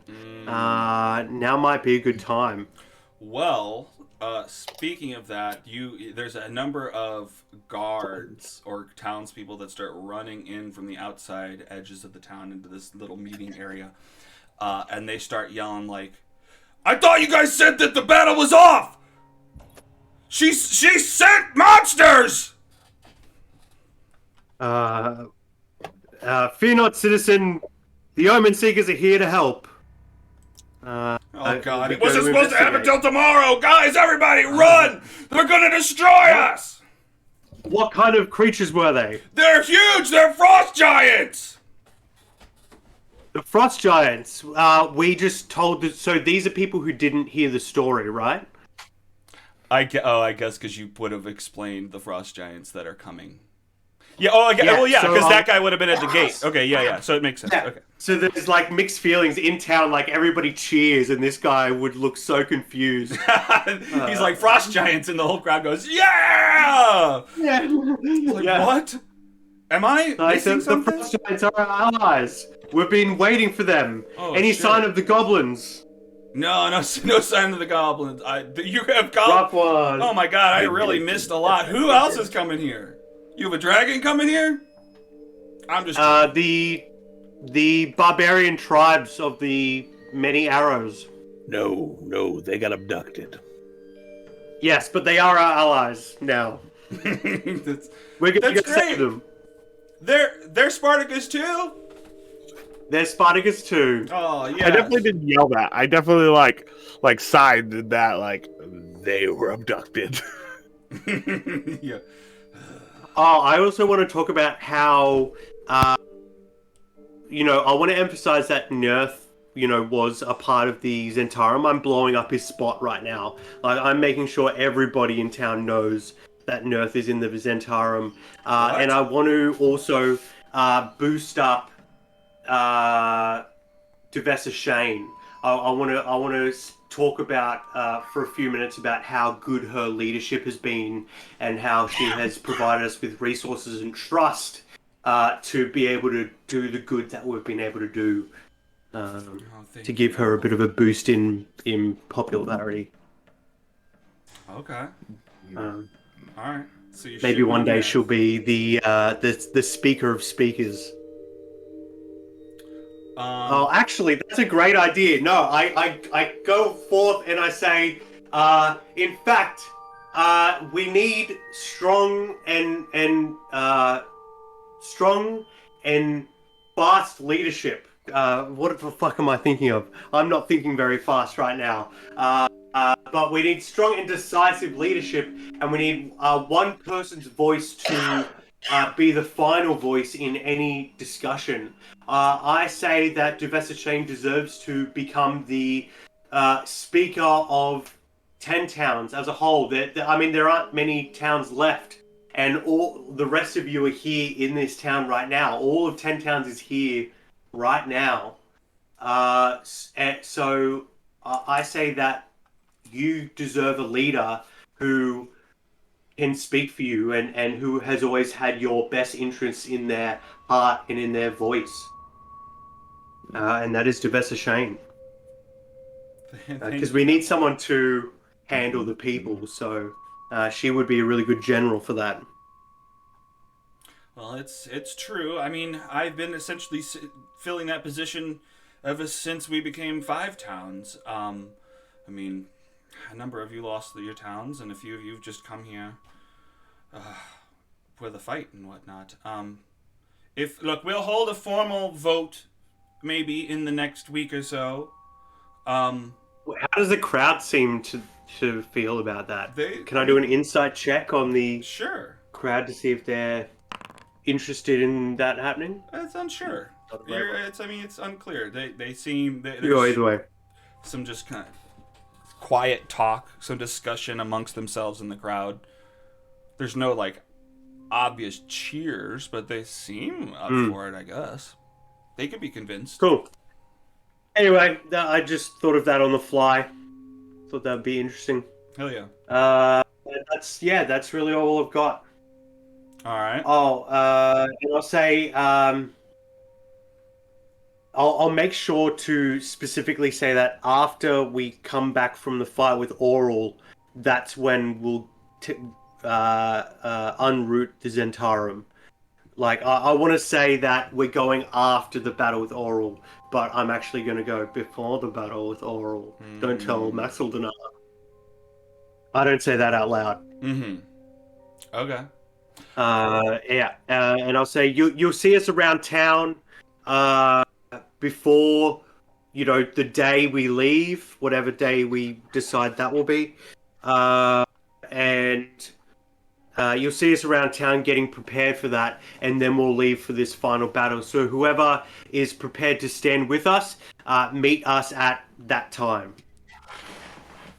All right. And I guess this meeting concludes. Yeah. And let's take a quick bathroom break, and then we'll jump back to flight scene and wrap up the episode. Mm-hmm. All right, quick bathroom break. Be right back.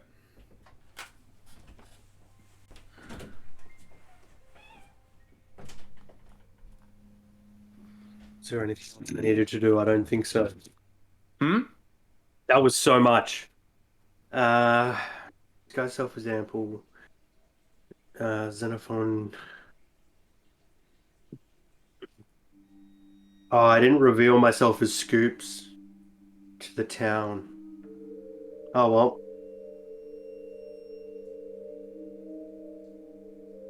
That's probably for the best anyway.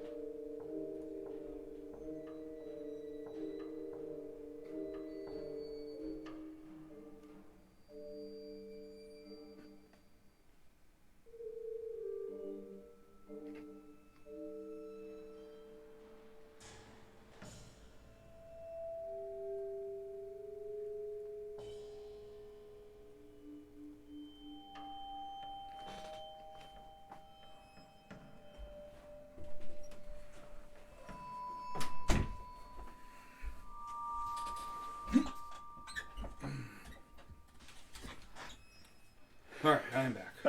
All right.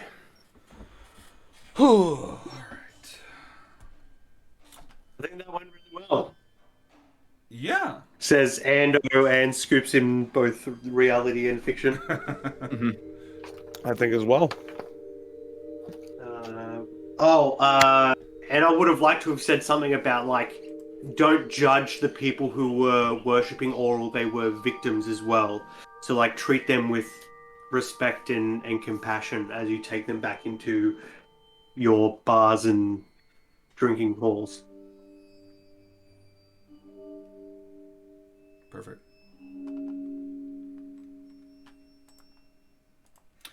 All right, let me prepare here. Bring down Hollywood. Zoop.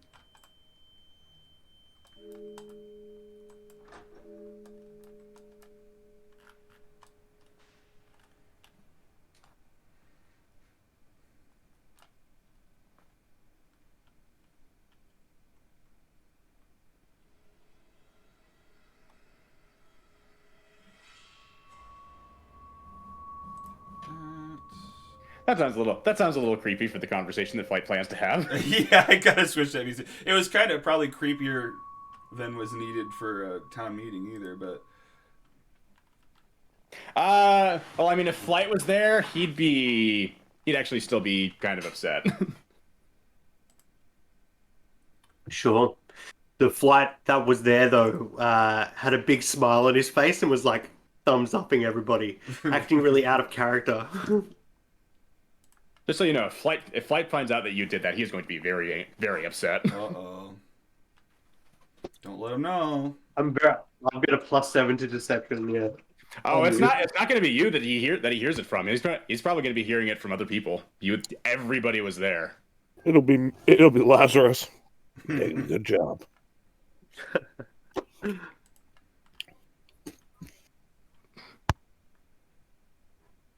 I guess I'll just use this song. I think it'll probably be a okay mood. Yeah. I think we're all back now, so Are we? we can get started. Yeah. All right. Yeah. Oh yeah, I heard that. we just heard Lazarus' voice, and Nando's right there. We're good. We're all here. He's lounging in his inner tube there in the little pond. Oh, he's falling asleep. Little cute guy. Lens cap. Yeah. But he's here. We heard his voice at least. All right. Yeah. Well, if he's here, I'm here. then we are back, and we jump over to the scene where Flight has just invited his parents out to meet his boyfriend, which they both already know. Yep. All right. Wow. Yeah. He'll go ahead and give Melody and Crest a minute to like tidy up their outfits a little bit. Okay. Yeah. He'll be talking to Trovis for a hot second while they approach. And he'll just say as he walks out, I'll be waiting out in the tavern. Okay. Just let us gather our thoughts. All right. And Right. Trovis comes and sits next to Trovis. So Trovis has Flight to comes get and up. sits next. Trovis has like laid down over this entire couch, even though this place is like packed. So yeah, he sees you coming and he gets up, and you're able to sit down where his head was. Mm-hmm. How did that go? Well, they told me that, well, Crest was going down a dark path while he was with you. Oh, did they?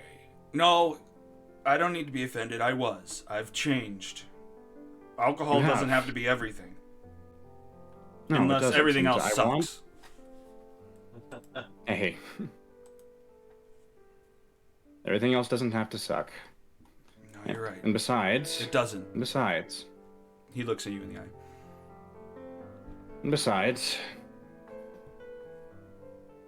I don't think you're the kind of person who would do that now. I'd do that anymore.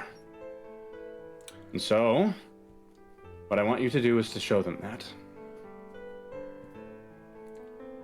Okay. I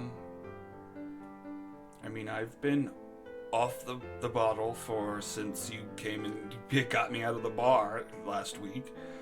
Or actually, it was probably just a couple days ago. Give yourself some credit. I'm trying. Damn it.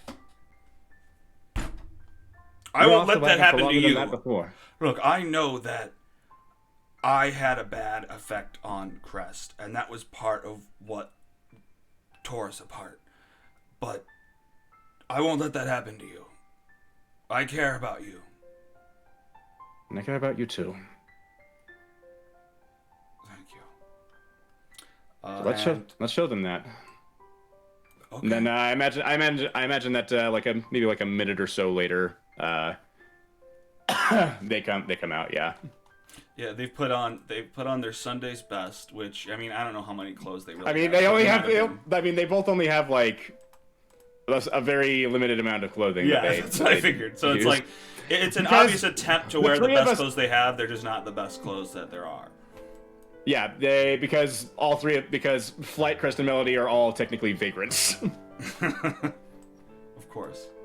And they sit down at this table, I guess, behind the couch there. Crest. Well, actually, Then, Crest maybe stays standing over here. Melody sits down. Trovis. Flight will actually kind of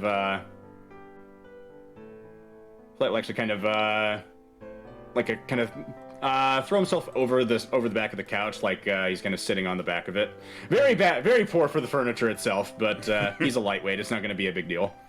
Orion's not going to notice right now. Oh no, he's hella baked. What's he gonna do? Yeah, he doesn't care about need- furniture. Booth seating. He's baked out of his mind right now. What's he gonna do? And I guess having Melody sit down, Trovis stands up, bows. Melody, Crest, Trovis. Hi, I'm dating your son. Look, I care about him. I fucked up in the past. You know, we don't have to let that change things now. I might be old, but we've really got something. There's not a lot of people out there in 10 towns anymore, and even less people that I can see eye to eye with, Crest. Now, this might be weird, but I care about your son, and I'm going to make sure he doesn't get hurt the way that I hurt you. And maybe Crest is probably not saying anything. His eyes maybe are watering. Melody is taken back. Maybe leans back in her chair, mouth dropped. Oh.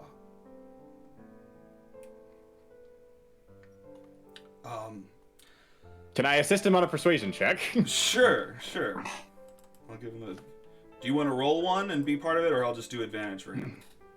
I feel like it would be coming from him, so I would be granting him advantage. Alright, well, he's good. No, he's not good at that. Okay, 19. Still pretty good.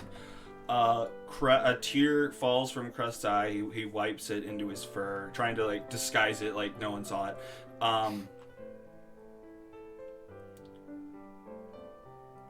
Trovis, this is weird, but it doesn't have to be. I harbored a lot of resentment towards you for a while.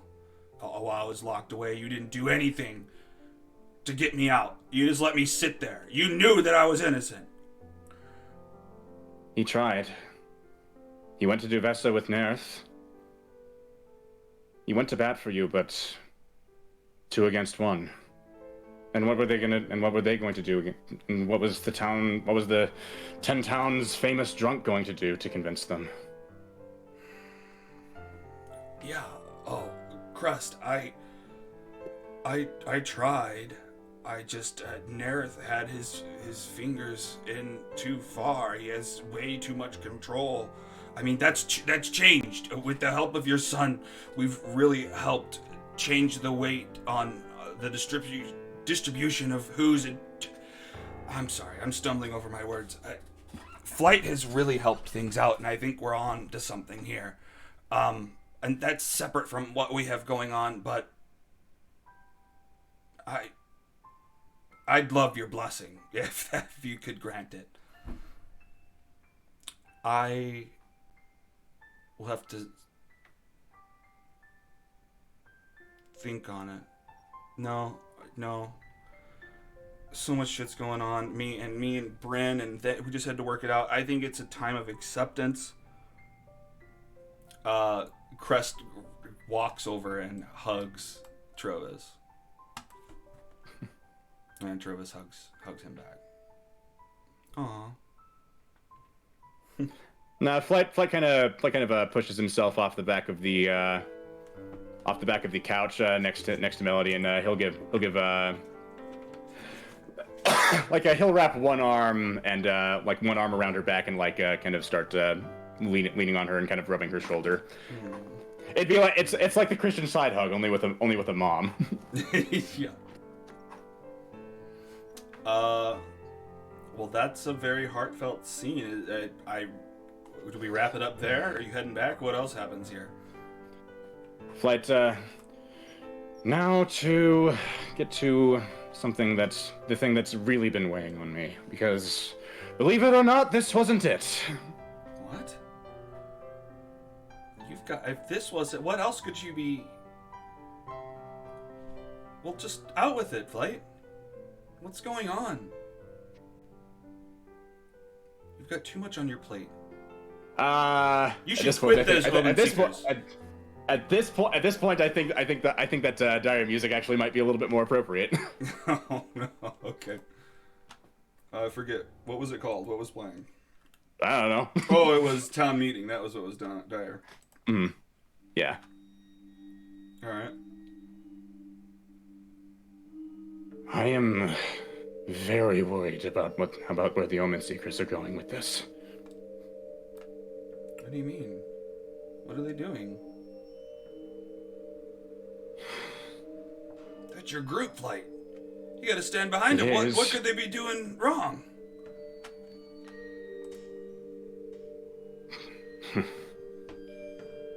More than they would have any of you believe. It was They want everybody to believe that we're heroes, but we're not. We're just we are trying to fight for their causes, but I don't think Lazarus or Scoops are doing it for the right reasons. Well, why not? Lazarus gets more and more violent and terrible every day. Destructive. Scoops is using the same exact tactics that that Nerth used to fool everybody into believing he was a hero. And then Bree. Bless her for trying, but when I tried to cover for Melody to make sure that we could get into rescue Crest without Bryn blowing our cover, she freaked out and wouldn't even think of it. But now that Scoops and Dr. Lazarus are doing almost exactly the same thing, she seems totally fine with it. I don't understand.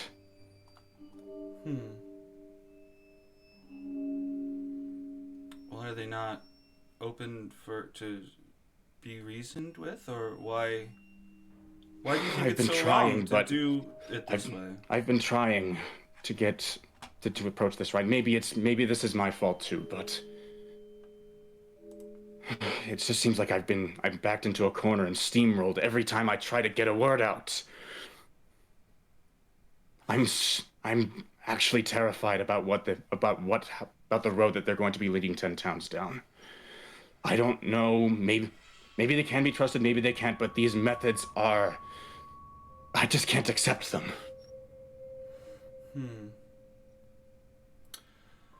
Well, that is tricky. Flight, I know enough about working with teams and whatnot. That can be tricky. I mean, I think if you come at them saying this is my issue with it, rather than this is your problem of having or whatever. I'm just trying to throw out tips. I don't know. Obviously, the tensions are high. I would love to do that, but they need to listen. And I don't know if they will. Well, Flight, I know from growing up with you, you can be a little confident, a little set in your ways. I think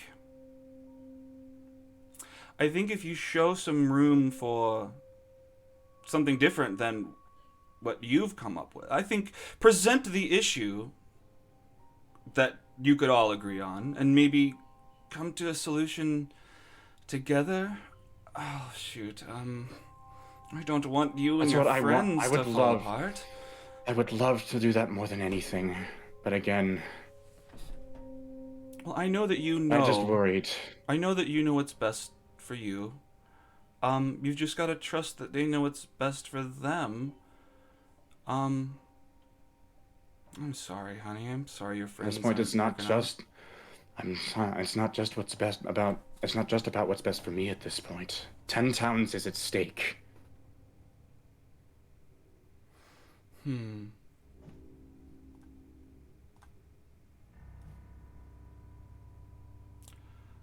Well, you just gotta work with them. You know, you can't always have it your way, and sometimes to get it your way, you gotta deal with it their way. I don't know if any of this is applicable to what you're going through. I wasn't there. I'm just spitballing, honey. I know. I didn't expect any of you to have the answers. I told Trovis this earlier as well. I just needed somebody to hear it. I'm sorry. I need to get my thoughts in order because this has been... This whole past month has been nothing, one thing after the other. My little baby, always trying to save the world. One person at a time. Sometimes it's okay if you can't, though. Just, you tried. Come here, honey. And I guess she just pulls you up in her chest, hugs you. Yeah, absolutely. Is that scene? That's that scene, basically. At that point, Flight would probably say like a kind of say his goodbyes. I don't know if Trovis is going to be coming back with him, but he'd probably like after that it'd probably be awkward between the three of them, and Melody and Crest probably want to hang out with Bryn. So. Yeah, I don't think. Yeah, Flight will take Trovis back. Yeah, Flight will take Trovis back. Mm-hmm. Well, I mean, if everyone's cool with everything, he might want to stick around and hang out with the three of them. Oh no. No, right. Travis it's too awkward right now. Mm-hmm. Well, and he wouldn't do that to Flight. Okay, so you guys, he hops back into his Bennett Foddy bag, and you guys go flying or whatever it is back. Yeah, and I was thinking that we could like explain away the 5 mile per hour thing as the Nautiloid just being like really fucked up and still under repair. Yeah, because maybe. 5 miles per hour is really slow. I mean, maybe we could. Yeah, I mean, I have found that is really slow. Yeah, but I googled 5e Spelljammer. I can jog faster than that. I think someone just designed one with bad specs or something because I took it. Yeah. So, but it works out for this because the Nautiloid's all fucked up and still needs to be repaired. So yeah. So that would actually make sense. Okay, so you're headed back to Bryn Shander. Mm-hmm. What are the other guys doing in Bryn Shander? I want to talk to Xenophon. No, Xenophon. Zerophon. Because Zero, because Zero's a hero. That's right, Zerophon. I want to talk to him after the meeting in private. So I guess we'll go back to his igloo. Oh yeah, he's got. Yeah, and that's another thing. If Lights finds out about it, he is absolutely evicting Xenophon. No. Yeah, well, we'll cross that bridge when we come to it. What I want to do is set you up as a decoy, if you're willing to do it. My boy, my buddy. Oh, hell yes. My brother. Wait, I'm bait? No, you're not bait. You're a decoy. There's a difference. Oh, what is it? What's the difference? Just so I know. What is the with bait, difference? we know there's something hunting us. With a decoy, there could be, but there might not be. But it's good to have, another set of eyes. The eyes going two different directions. You know what I mean? I imagine think you've what he would perfectly do. explained it. Yeah. Well, also that not only that, but he could probably switch if you're having him be a decoy for us. Then he could be switching faces all the time, like in the crowd. Mm-hmm. But Absolutely. it doesn't. So all of us could be spotted in all different It places. doesn't make it quash really his obvious. worry of. Yeah. his being getting attacked. attacked. Yeah. Yeah, Sure, I sure, know, sure. but I- he's a doppelganger. And he can read people's minds at will, so he can do a little bit of misdirection. Yeah, guys. And also, we can send you around with what's the Duergar's name Dave. again? Dave. Dave. We'll send you around That's with our name Dave, for him at least. or the mummy, things like that. So your buddy system, the buddy system will work. But what I would like you to do is walk around town with our faces. Don't go into one location and then come out as the other, because it'll be suspicious. Like, every day, choose a different face and just be seen in town.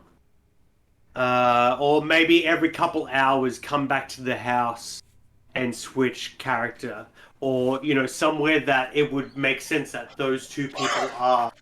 And, you know what I mean? Like, wherever it makes sense to switch. And just walk around town, because we're going to slip away in the wee hours of the morning, where hopefully no one will see us. And if you're still walking around town, they'll think we're still here, Oh, which hell is what yeah. we said we will be. Dude, that is toy. That plan is toit. Yeah, thank you. And also, let's send the ship away. Can we send that out of town now? That we've finished the meeting, so we don't take off from the inside of town and everyone knows we've taken off. Okay, yeah, you could tell That's what I'd like to do. You could tell Dredovex and Vorin to park outside in the tundra. You told Xerophon to be essentially create people seeing a misdirect. A misdirect, exactly. Mm. The Omen Seekers will be active in Bryn Shander for the time being. And your mission is to get everybody pumped. Okay, like, get everybody in the Omen Seekers family. You know what I mean? Like. Oh, I'm a hype. Get everyone together, feeling it. You're a hype man, yeah. But you need to do it as all of us. You need to act like all of us being the hype man, not just as yourself, because you're the best hype man. Dude. But the challenge is to do it as us. You know, I believe in you, but I need to believe us being you, or you being us. No, I got that. I've been around the Omen Seekers enough to really be able to do it. Absolutely. Your Dr. Yeah, watch Lazarus this. Hang on. impression Watch is this. Yeah. on. Fire. Is that good?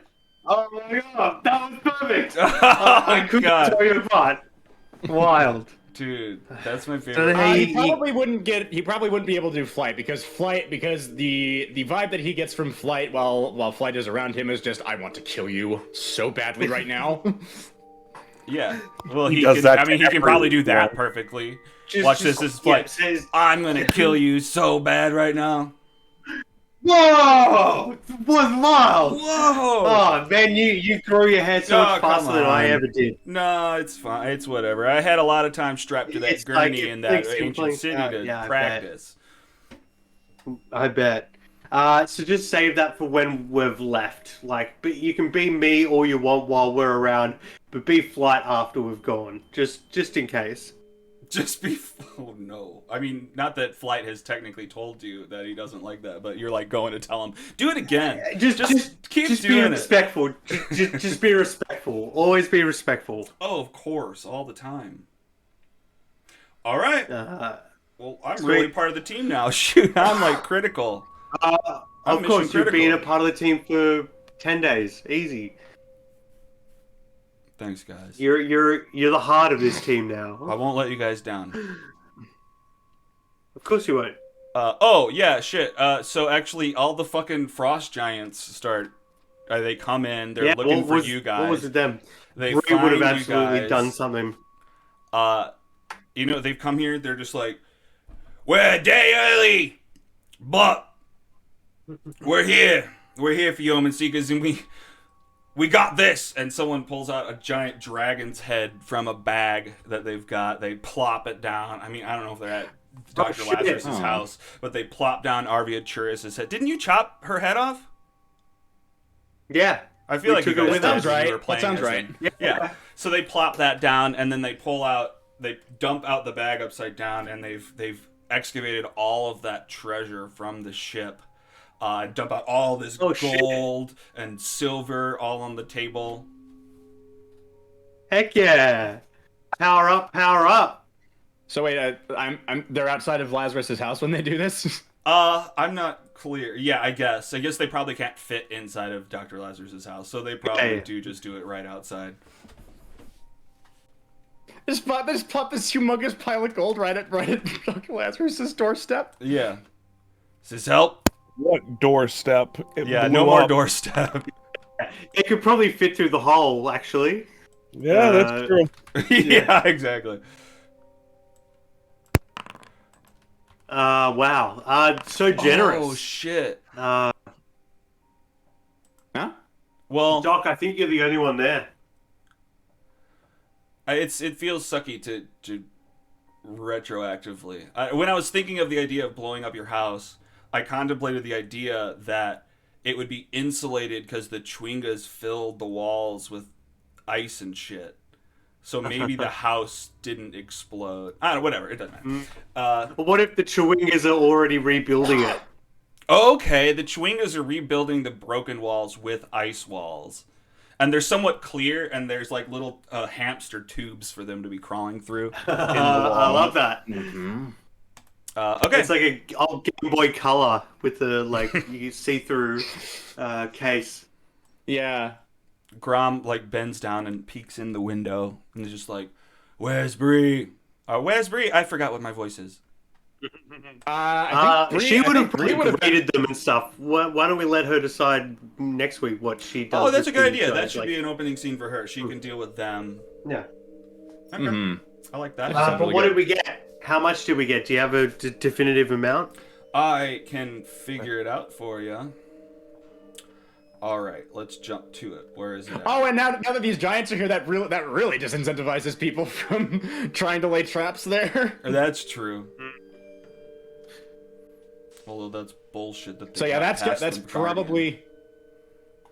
I could see it happening if they snuck in from over here. Or invisibility. Or invisibility, yeah. I like the idea that they're looking at the igloos Flight made and were like, look at these well-crafted igloos. They're seamless. How have these humans built these beautiful fucking condos? We should build igloos like this from now on. It'll be so much easier. Yeah, they probably did see at least a fair bit of Flight's handiwork around Brinchander for sure. There's heaps of them. Hell Heaps yeah. of them. Yeah. Oh, They're upgrading their. I think he spent a good day or so building a few of them. Yeah, they're upgrading their architectural standards within their society right now. Mm-hmm. All right. Speaking of Flight, he probably Is that a gets chimney? there. He probably if we're gonna readjust back to that, he probably gets there within an hour or so, maybe an hour and a half. He has to use all his ki to do so, but To do what? To fly a bunch? yeah. How many ki points does it take? Ride the wind. Where is Ride the Wind? Here it is. 4 ki points. So yeah, I can only do it twice. So I could probably get a third of the way there by flying, or 2/3 of the way there. Okay. At 12th level, I could get all the way from Bryn Shander to Lone Weewood and back using all of my ki. But yeah. We will get there. Mm-hmm. Hopefully soon. I want to earn it by destroying the Zentarum. Alright.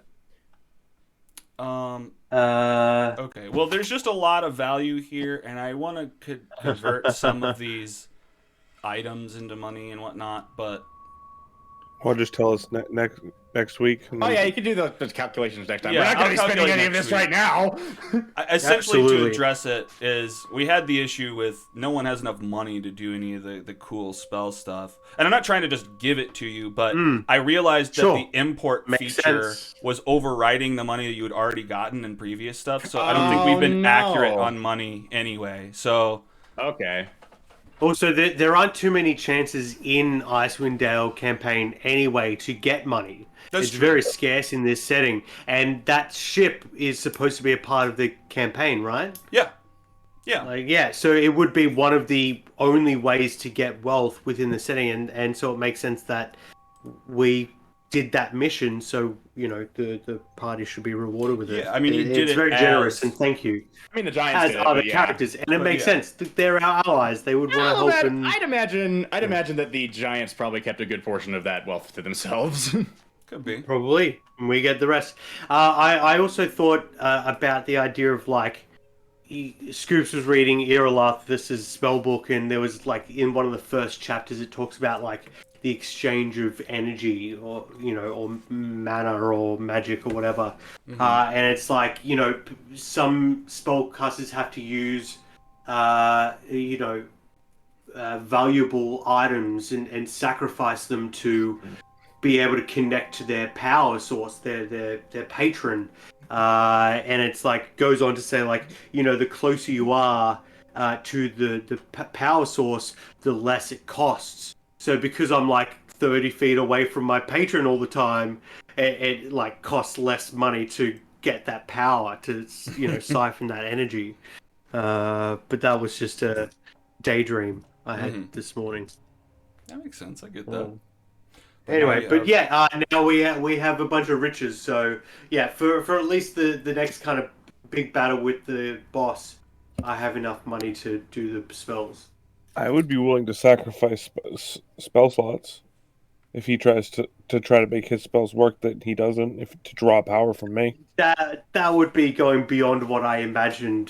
That'd be going beyond the scope of what his class is, I'd say. Yeah, that's sacrificing from you to just do my normal stuff. So I don't like. I mean, if we don't get like to the that. last session where it's just crazy, then maybe Sure, something like that. absolutely. That's kind of what I was thinking. If I'm out of spell slots and you give me enough to give me a spell slot, that would make sense. Yeah. Mm-hmm.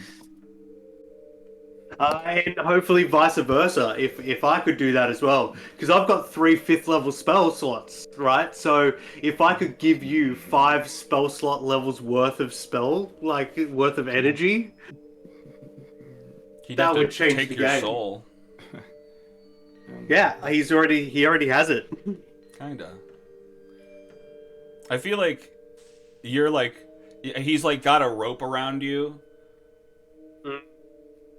I don't know. Yeah, I feel like there's a weird mechanic there where it's Blood. he has Tether. you, but as he leans towards lichdom, he's gonna be tempted to just steal your life altogether.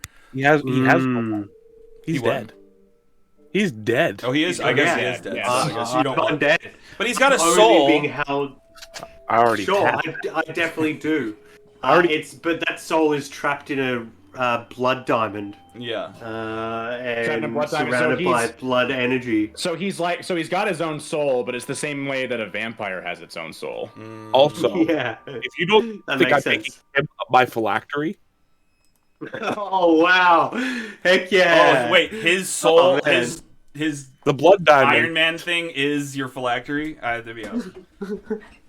That'd be yeah. That actually makes a lot of sense. That'd be wild. Yeah.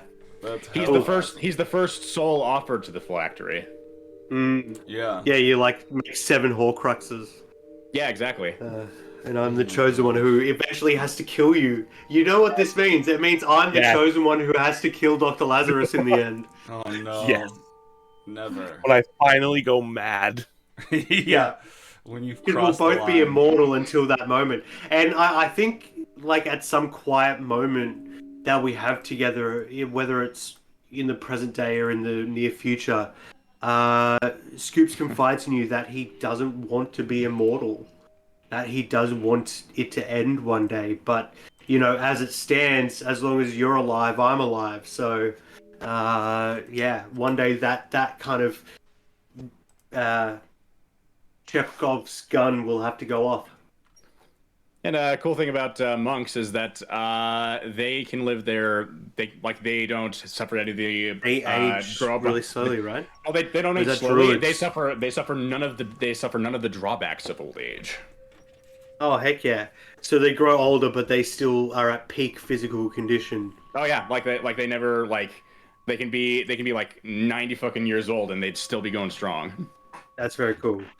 And druids, I think at level druids 17 or 18 or something, they stop. Yeah, they age 10 years for every 1 year or whatever. Other way. Yep. And Fearbolgs actually live a long time to begin with.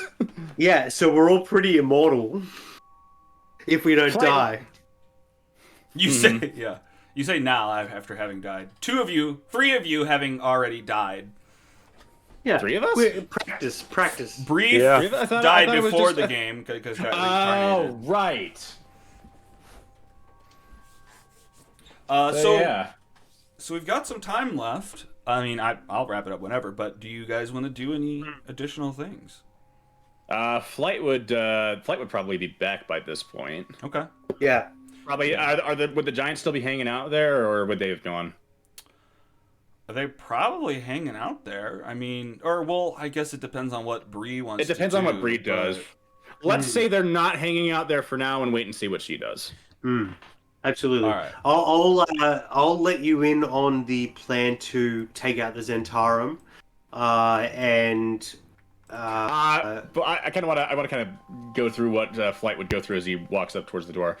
It's like, sure. And So, are we going with it? The Chwingas are actually reconstructing the walls around the front door there. Yeah. He probably sees a bunch of scorch marks, as well as probably a scorch mark where Dr. Lazarus was standing. It's like, what in the goddamn hells? Burnt Dr. Lazarus on the back of the shield guardian. Yeah, exactly. He sees slips past the shield guardian, kind of smudges some soot as he kind of tries to push past it. What the? As he goes and knocks on what door may or may not be there. Hey, what happened? Someone tried to kill us. Again.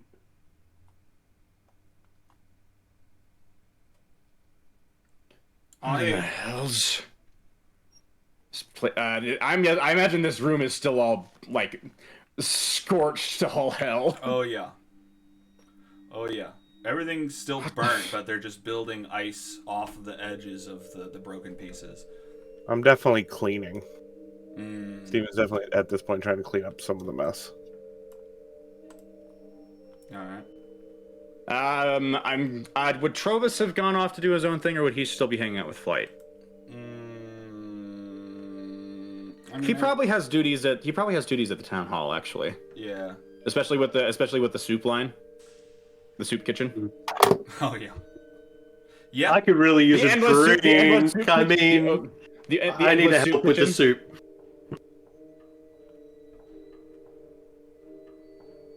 What were you saying, Flight? Yeah, I just imagine as soon as we got back to Bryn Shander, Trovis would head off back to the soup kitchen at the town hall. So that sounds about. He was kind of the one running that place. So. Mm-hmm. I imagine that we cut before we left. We actually would have talked with Melody and Crest about all the kinds of things that Trovis has been doing, like what happened with Kaer Koenig and how he tried to evacuate everybody, then how he started the soup kitchen in Bryn Shander. That kind of thing. I imagine we discussed that. It was always stuff chatted. That he's done, rather than the shit that they know about. He's come a long way since the drunkard that Crest and Melody knew him as. Yeah, right. Hell yeah. And he just picked up a new soup recipe at Lonelywood, so he's gonna, change the cauldron. Yeah. Mm-hmm. Okay. Dr. Lazarus is cleaning. Flight just kind of comes in and just sees all the scorch marks, just all of everything that was here just burnt to a crisp. He sees Dave sitting there. Dave, you didn't have to see who did any of this, did you? I didn't do it. I cooked the bacon in there. It had nothing to do with this. Agreed. I wasn't looking out good enough. So, I offered seppuku. I don't know if you guys. Look, I'll do better. What do you? I don't know. I don't know if anybody's gonna remember this, but Flight's just gonna look down at him, just kind of shake his head. I have no fucking idea. What? That Flight. So last time when Trovus was asking like why we are friends with Duergar with Dave here, he just says, "I have no fucking idea." And you just repeating that, gotcha. And he moved past. Okay. Yeah. And then every time Dave does something weird or we do something that like threatens his well-being, Flight just repeats, "I have no fucking idea." Scoops comes in from talking to Xeraphon with a little small package from the butcher shop in his hand, and he hands it to Dave as he walks in and goes, "Here you go, Dave. Try this."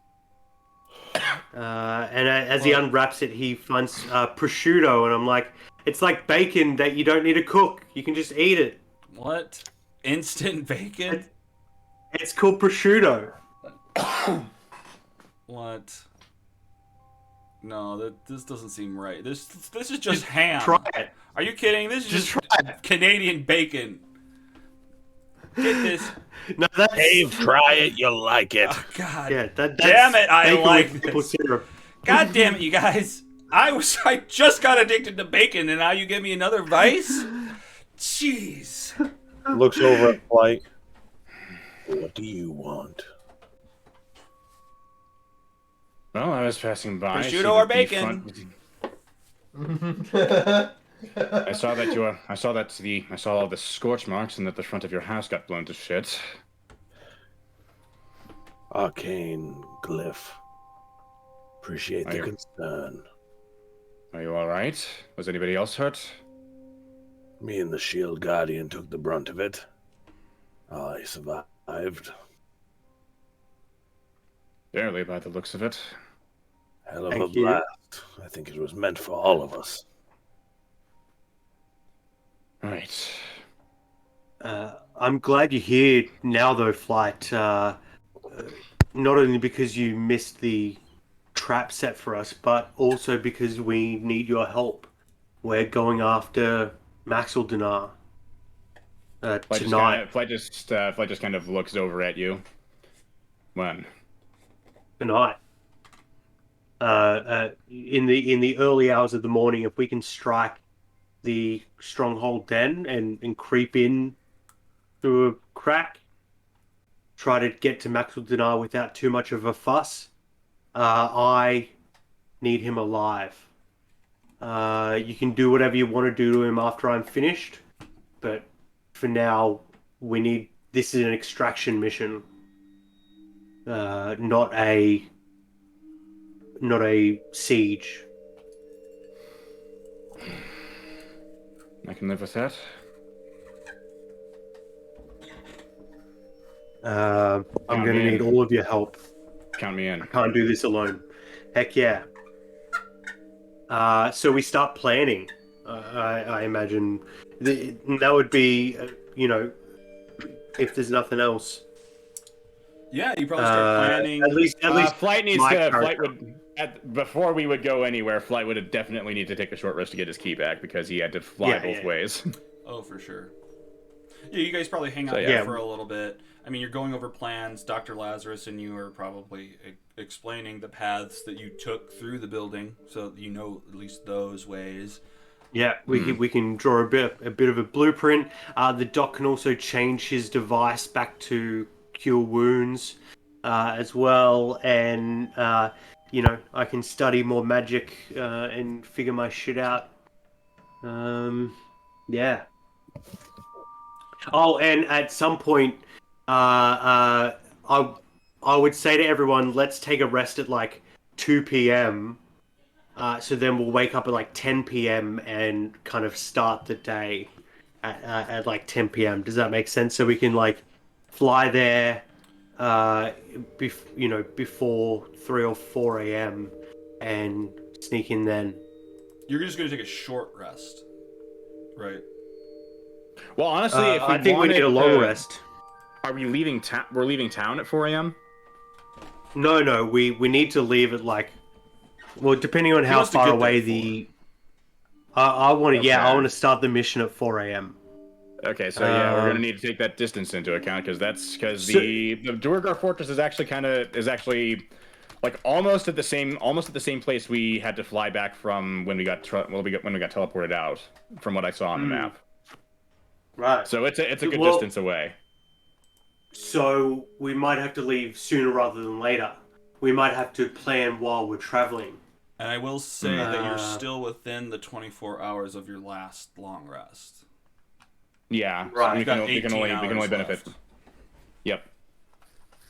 Right. Okay. Well, I guess. Or you could wait longer. There's no reason that it would have to be that next morning. Yeah, we could get there, kind of plant a stake out somewhere. What were you saying, Doc? Okay, let's just wait one more day. I know. I was saying I'm fine for magic. I still have. If you two reset on a short rest, I'm roughly fine. I got 4 first levels, 2 second levels. I'm out of third levels, but I got my cannon. My attacks are my cannon and my cantrip. I'm a hell of a blaster. Mm-hmm. The battle being a fake really gave us the freedom of our own timeline. So I think we should take advantage of that. I understand the sooner we get done with this, the better.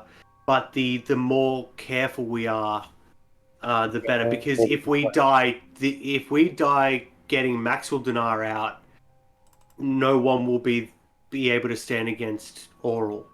So we need to be extra careful on this one so we can go Nova on the next one. I'll listen. Thank you. So yeah, I say we take as long as Alex feels is necessary for us to trigger a long rest, and then the next night time, whenever that is. Does that make sense? Like, what's your timeline, Alex, of what you need? Like, could we push your 18 hours to be maybe like 14 or 16 hours? So we can, you can only gain sleep on the ship. You can only gain the benefits of a long rest in a 24-hour period.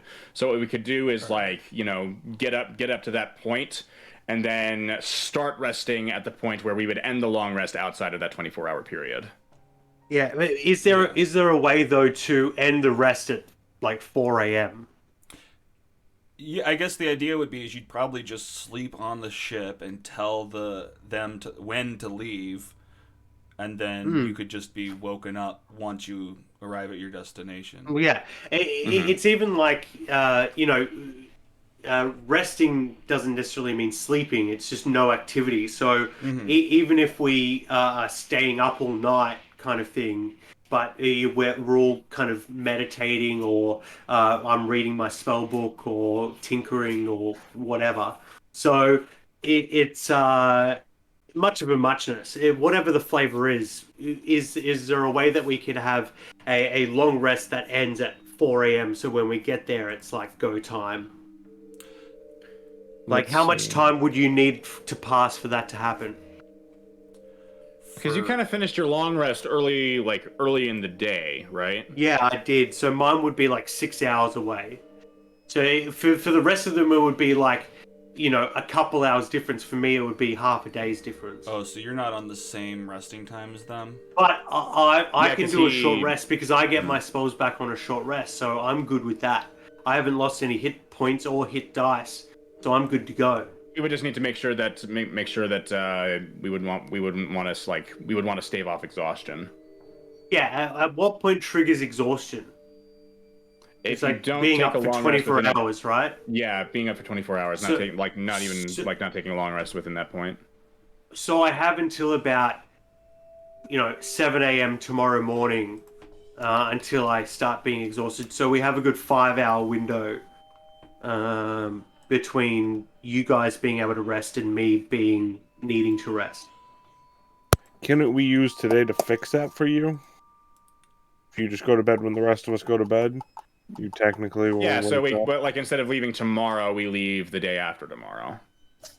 And then we could technically fix your. That's fine with me. Fix the We'll sleep just cycle schedules. me in. Yeah, we'll sync Yeah. my cycle, and that'll be golden.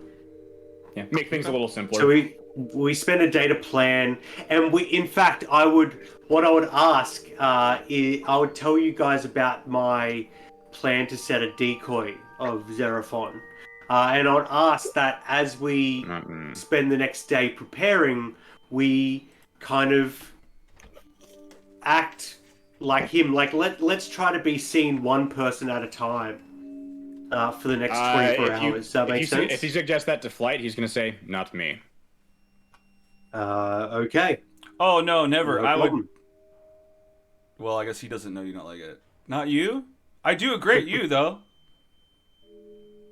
It's pretty good. I've seen it. Does he actually say that? Sure. Can I roll insight to see like what that might mean? Sure. I mean, what it means is he thinks he does a good impression of you, whether that's right or not. He's just showing me his impressions just before. He's just kind of bragging. If I ever see you with my face, I will tear your tongue out. Oh. Whoa. All right. Sorry. Oh my gosh. And that's before evicting you from your igloo. I won't use your face. All right. Good. Okay. I didn't know. I'm sorry. That's a sore spot for you. My bad. It's kind of my thing is to take faces. I'm kind of no. Yeah, it sure is, isn't it? Hey, not Flight, a did you fan. see that igloo the ice giant started building next to one of yours? I think they're trying to copy it. Good. You have good taste. Obviously. So we'll meet us back here. When